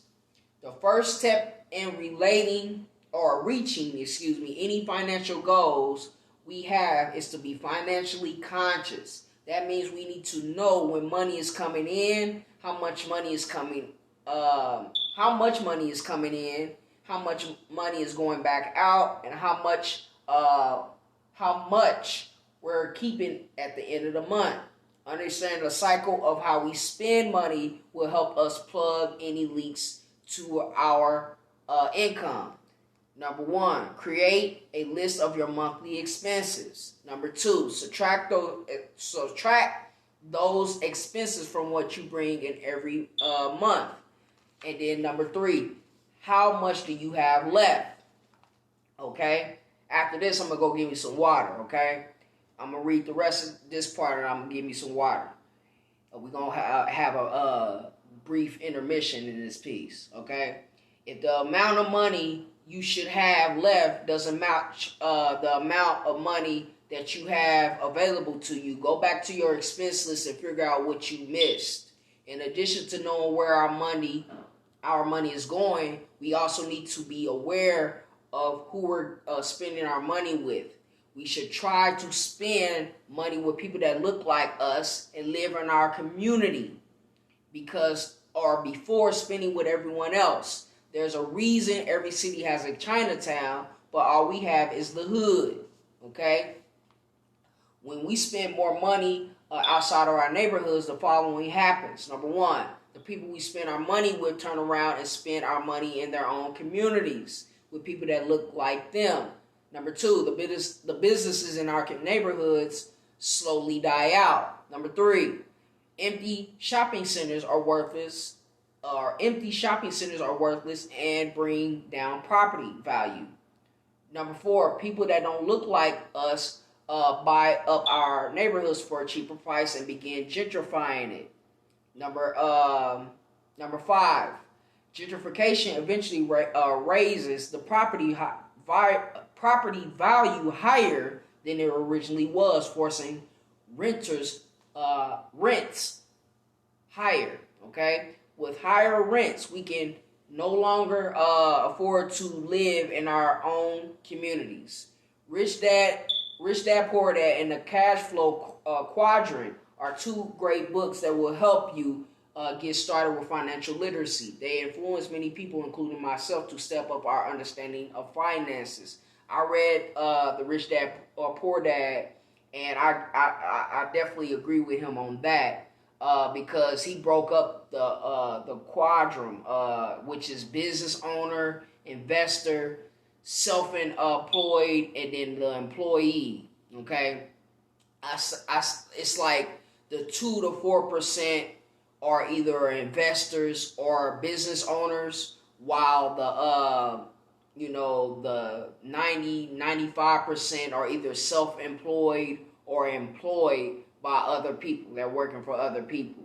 And pretty much in that quadrant, he's saying that we need to know how to leverage and become more business owners and investors instead of being self-employed or employed by other. Because I'm gonna throw out a fact to you guys, a couple facts. 80% of Americans live paycheck to paycheck, and this includes your entertainers, people that you really look up to because they don't know how to make money work for them. They don't have passive income, or they don't know how to leverage their money, or they don't know how to they don't have residual income. And then another thing is business owners and investors versus self-employed and employed people. Business owners and investors yearly they spend about 4,000 to 5,000 hours yearly to build their businesses and investments up, versus the people that are self-employed or employed. They spend 80,000 or 70 to 80,000 hours working for other people to invest their time and efforts for them. You see the difference in the vast amount of hours, 4,000 to 5,000 versus 70,000 to 80,000 hours you're putting in for other people. That's a huge difference.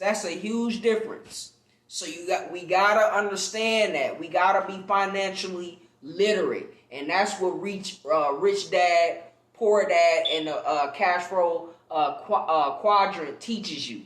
Robert Kiyosaki wrote that book. All right. So let's move forward.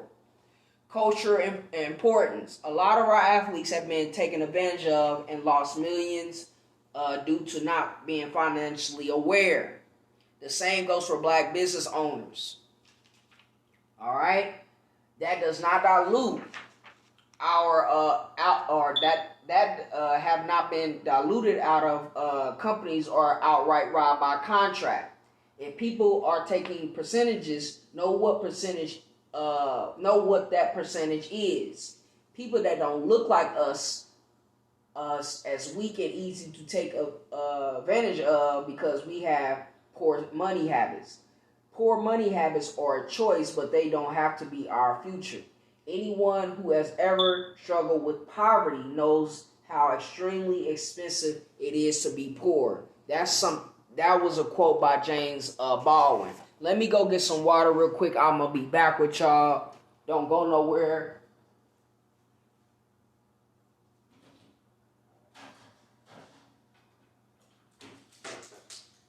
Gotta get this water, this H2O, before I keep going.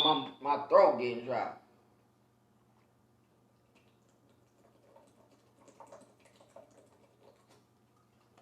I gotta come back alive now, y'all. I gotta look alive. Alright. So,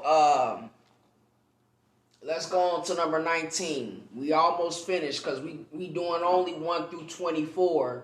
And then tomorrow we gonna go through 26 to 48. And then we'll be finished with this.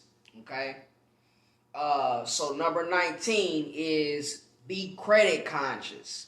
According to the stereotype, black people have bad credit, but we don't have to succumb to that stereotype. Understanding how credit works is important if you plan to start a business or buy property in your own name. One of the best resources available can be found online for free, www.creditboards.com. Good and bad credit aren't based on skin color.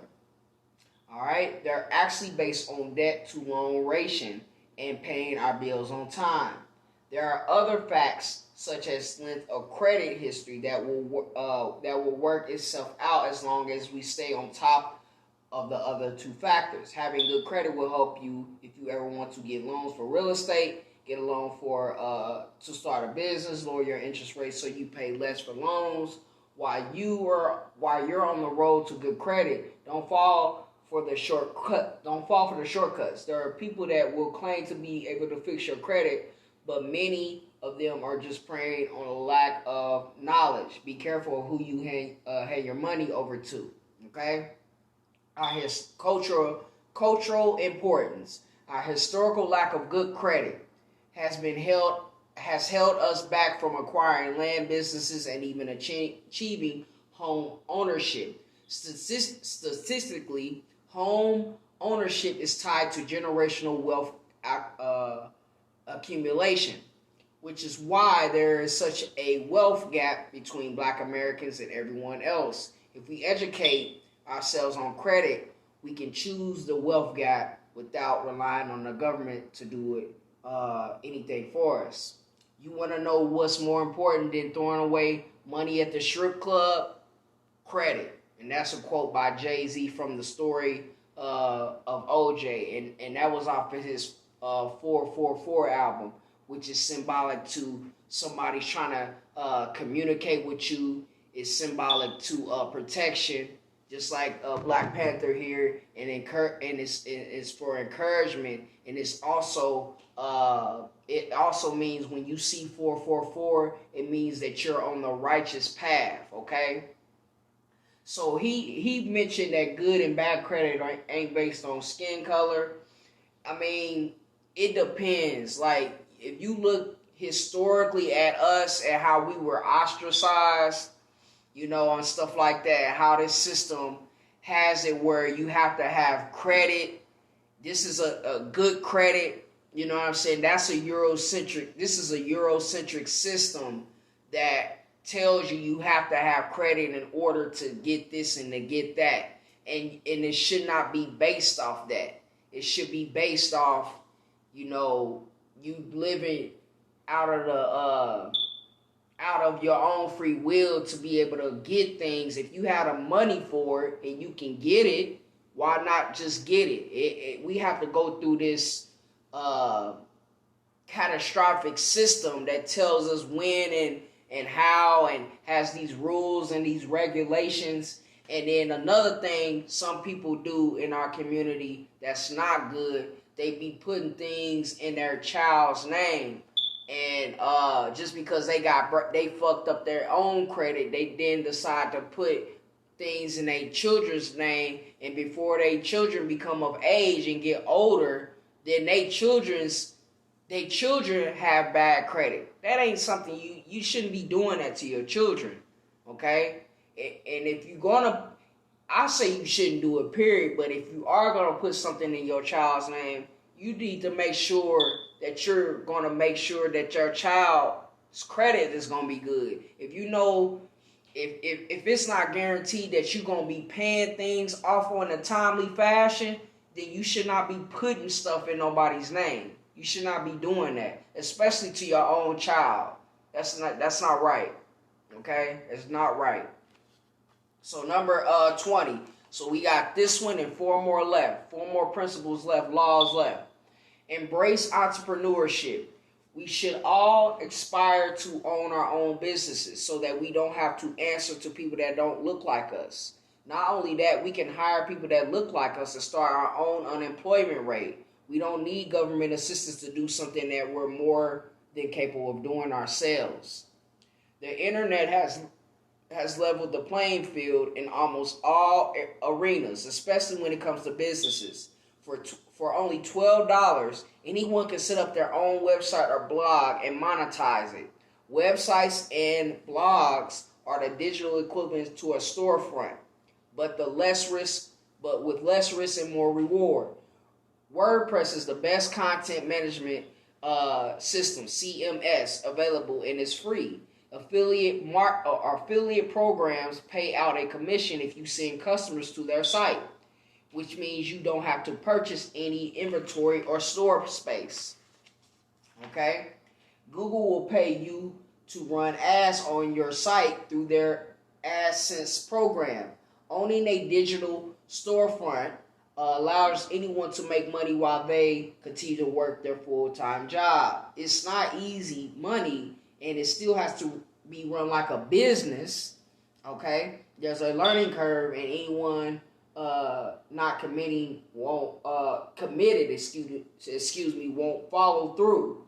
Regardless of the outcome, the opportunities are there for us to play catch up financially, but we have to take the first step and get started. Imagine if we put in the same 40 hours per week building our own online businesses as we do at other people's businesses. But remember, 4,000 to 5,000 with business owners or investors versus 80,000 hours with being employed or self-employed working for other people. Okay, and job means J-O-B. The acronym for job means just over broke or jumping over bills. Okay, so you don't want to be on that corporate plantation. If you are on there for that time being, you need to accumulate enough cash to save and invest and do some noteworthy things with your money, so you don't have to remain on that corporate plantation. Okay. All right. So having said that, let's keep going. Find like-minded people who build online business together. Have everyone choose a different aspect of business and then read everything you can find about that subject. Watch YouTube as well. Always do the right thing when it comes to your partners and your customers, and because bad reviews on the internet are forever. All right. A lot of this ties back into Law 10, okay, which is embrace technology. All right. The reason the importance of online ownership is stressed is because money and credit tend to be an issue in our community. The internet requires less than $20 to get started, and there are no credit checks. Affiliate programs are free to join, and give you immediate access to inventory from all over the web. It doesn't have to be a permanent option, but it's great as a vehicle for getting where we like to go. Cultural importance. In the past, our people owned our own businesses and even had our own towns. Mostly because most white people or business owners rather wouldn't hire a black person or sell us goods. We have very few options but to become entrepreneurs, farmers, and entertainers. Success is the result of perfection, hard work, learning from failure, loyalty, and persistence. Colin Powell said that. Number 21, generational wealth. We talk about generational wealth, but the majority of us don't know how to create it. This is why we need to educate ourselves on the different types of income. Number one, pay for time. You get an hourly rate or salary. Once you stop working, you stop getting paid. Number two, passive income. Money that can be made while you sleep or go out with your friends. Number three, residual income. This income is based on renting housing units, dividends from investments, and offering subscription services. Okay? The two good books that were great places to start are Rich Dad Poor Dad and The Cash Flow Quadrant, both written by Robert Kiyosaki. Understanding the basic flow of money is the first step to creating personal and generational wealth. We also need to define what wealth means on a personal level. Do you want to have millions of dollars saved in a bank? Do you want to have millions of dollars in property? Do you want to pay off your house and leave enough residual income for your children to not to have to work for anyone else? None of these are bad options, and all of them are achievable if we understand what it takes to achieve our goals. Okay? Cultural importance. The ability to pass down generational wealth is why our community keeps falling further and further behind.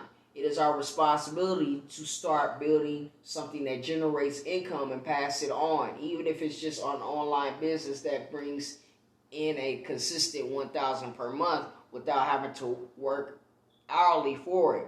The goal is to leave our children something that they can build on without starting from scratch. Just think for a moment how different your life will be if you started out with a guaranteed $1,000 per month, okay, on top of your work income.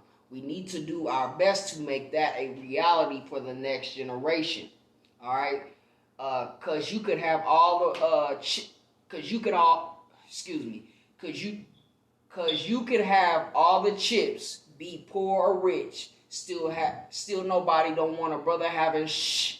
If I rule the world and everything and it sky's the limit, I push a Q45 infinite, it wouldn't be no such thing as jealousies or be felonies, strictly living longevity to the destiny. That's Nasir Jones, If I Ruled the World. That's the song he had with Lauryn Hill, okay? So we want to build generational wealth, and we want to have something that we can feed our children's children. And that's what Jay-Z and Beyonce is doing with their generational wealth. They're building a legacy so Blue Ivy can have something to stand on. You get what I'm saying? If you listen to that 4/4 album by Jay-Z and that song called Legacy, that he killed that song. I don't agree with Jay-Z on everything, but he killed that song. And listen to the words and what he's saying. He's talking about generational wealth throughout that whole song, and you can learn something from that song. Okay? So, having said that, I'm going to move forward with number 22. Number 22 is invest in real estate. There are some things that we do as a culture that adds to the wealth gap in this country. Instead of putting pressure on our kids to move out at an early age, we should encourage them to stay long enough to save up a down payment for a house or a condo. Buying a house is cheaper than renting in most cases. Home ownership encourages long-term responsibility. Paying a mortgage on time improves credit. It's much harder to save down payment on a house while paying the landlord's mortgage. We often make fun of how Mexicans live in a house or ride in a car, but they do very well financially. Many own their own businesses and houses because they have a tighter knit family unit than most black homes. Some states offer down payment assistance, reimbursement, and other incentives for first-time home buyers. We need to familiarize ourselves with these programs and start taking advantage of them. Culture importance. In the past, we weren't allowed to own land. Even after we got the right to own land, we weren't allowed to own it in certain neighborhoods. Owning our own real estate means that we don't have to put thousands of dollars per year into the pockets of people that don't look like us. I just thought everybody lived around abandoned buildings and crackheads. I lived in the ghetto until I was like 19. I came to Los Angeles, stayed in hotels and stuff. When I got back and I saw what my neighborhood looked like, I started getting scared. That's a quote that was by Chris Rock. Okay? So yes, it's so much land out here, domestically and internationally speaking, for relatively cheap pricing. It isn't funny.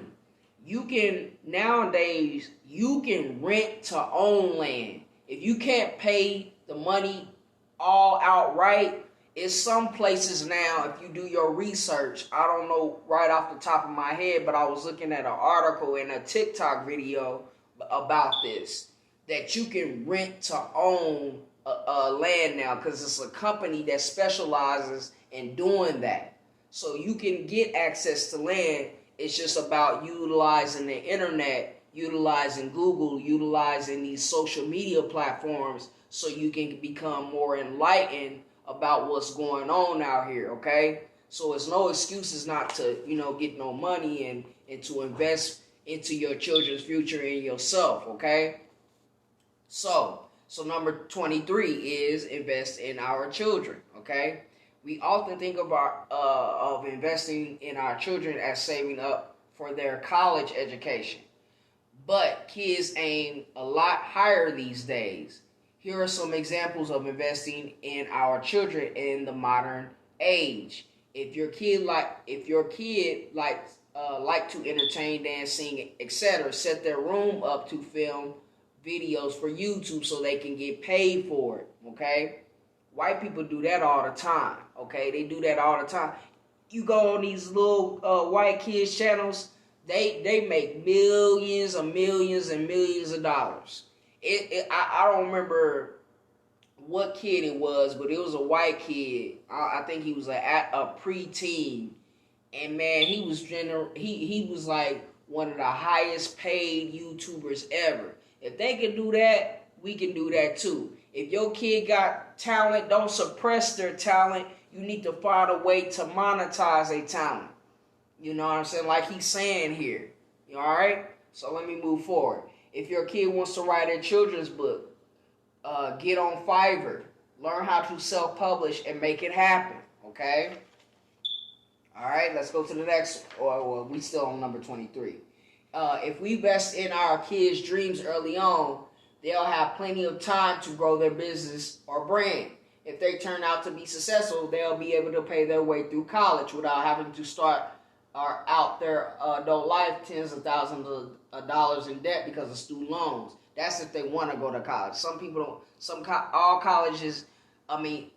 Colleges ain't meant for everybody. Okay, some people want to go and do a trade. Some people want to start their own businesses. And who's to say if they make it? They can make so much money off YouTube. They ain't even got a social media platform or whatever they're doing. Their entrepreneurial pursuits or endeavors. They can make money off that. They ain't even got to worry about college. Okay, all right. Not to say I'm not discrediting nobody not to go from college or deterring nobody not to go to school, because I went to college. But you got to do it in a way where you won't become so indebted to that college, okay? Because in Rich Dad, Poor Dad, one of the things that Robert Kiyosaki taught was that his poor dad, which was Robert Kiyosaki's real dad, his poor dad taught him to work hard, go to school, go to college. But he didn't tell him that he would, have to pay all that back. And that certificate is a debt certificate, okay? So the rich dad, which was his friend's dad, was telling him, don't go to college, save your money, invest your money, do this so you can make money work for you. Okay, so that's a completely different mindset. That's hence the term in the name of the name of the book, Rich Dad Poor Dad. Okay, that's why he was inspired to write the book. Okay, so having said that, let's keep going. All right, in the past, we had very limited choices in what we could do. Our jobs were limited to mostly labor or entertaining Europeans. Thankfully, things have gotten a lot better, and future generations will have a lot more options. I knew that I lived in a country in which the aspirations of black people were limited, marked off, yet I felt that I had to go somewhere and do something to redeem my my being alive. Richard Wright is the person that quoted that. All right. So this is the last one for this evening. Okay. This last one, number 24. Okay.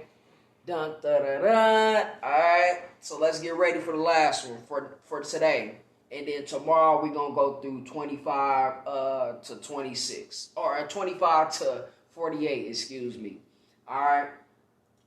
Don't be a hater. As a people, we have a bad habit of saying something negative about someone when someone else gives them a compliment. Many times we aren't even conscious of it. We could come up with a ton of scenarios to prove the point. But the point is we need to stop knocking each other just because someone else has something good to say about someone else. This is the very definition of being a hater. You got a lot of those around here. We do. Okay? All right? There's a difference between not liking someone and being a hater. And the need to follow a compliment with an insult is being a hater. Okay? Clear cut. All right? Cultural importance. This is the same mentality that the media has about black victims. They do it when one of us gets killed by digging up every bit of dirt they can, we do it while people are alive. If they can reach a certain level of success, we can't control what the media does, but we can control how we choose to conduct ourselves. All right, I have learned that success is to be measured not by so much by the position that one has reached in life, but life as by the obstacles which we had to overcome while trying to succeed. That was a quote by Booker T. Washington. So yes, man, please ignore the naysayers and people that always got some negative shit to say. People that are disguising themselves as friends, but really in reality they're your competitor and all this type of shit. We ain't got time for that. And our goal here is to raise each other up on all levels, financially, spiritually, educationally, even though I don't like the word educationally, and all that good stuff. So if that person is not helping you, you know what I'm saying, and you can tell what type of person a person is by the friends they are, as he said in his book, "The birds of a feather flock together." That's one of the oldest sayings. So we need to be surrounded by noteworthy people, noble people, sincere people, authentic people. My goal is to be so authentic around people that when people get around me, they ain't got no choice but to be authentic themselves. So having said that, I'm going to end this because we went hard tonight. We went hard in the paint tonight, but I hope that everybody was able to get something out of this lesson. We're going to continue the rest of this tomorrow. Again, it's going to be 26 through 48. So having said that, don't forget to hit that like button, subscribe button, leave a comment, engage. If you can engage in foolishness and negativity, you can engage for sure into something that's positive. Support the Adrian X Maya channel. It's all about enlightenment and awakening. And having said that, everybody have a good night or a good morning wherever you are at. Peace.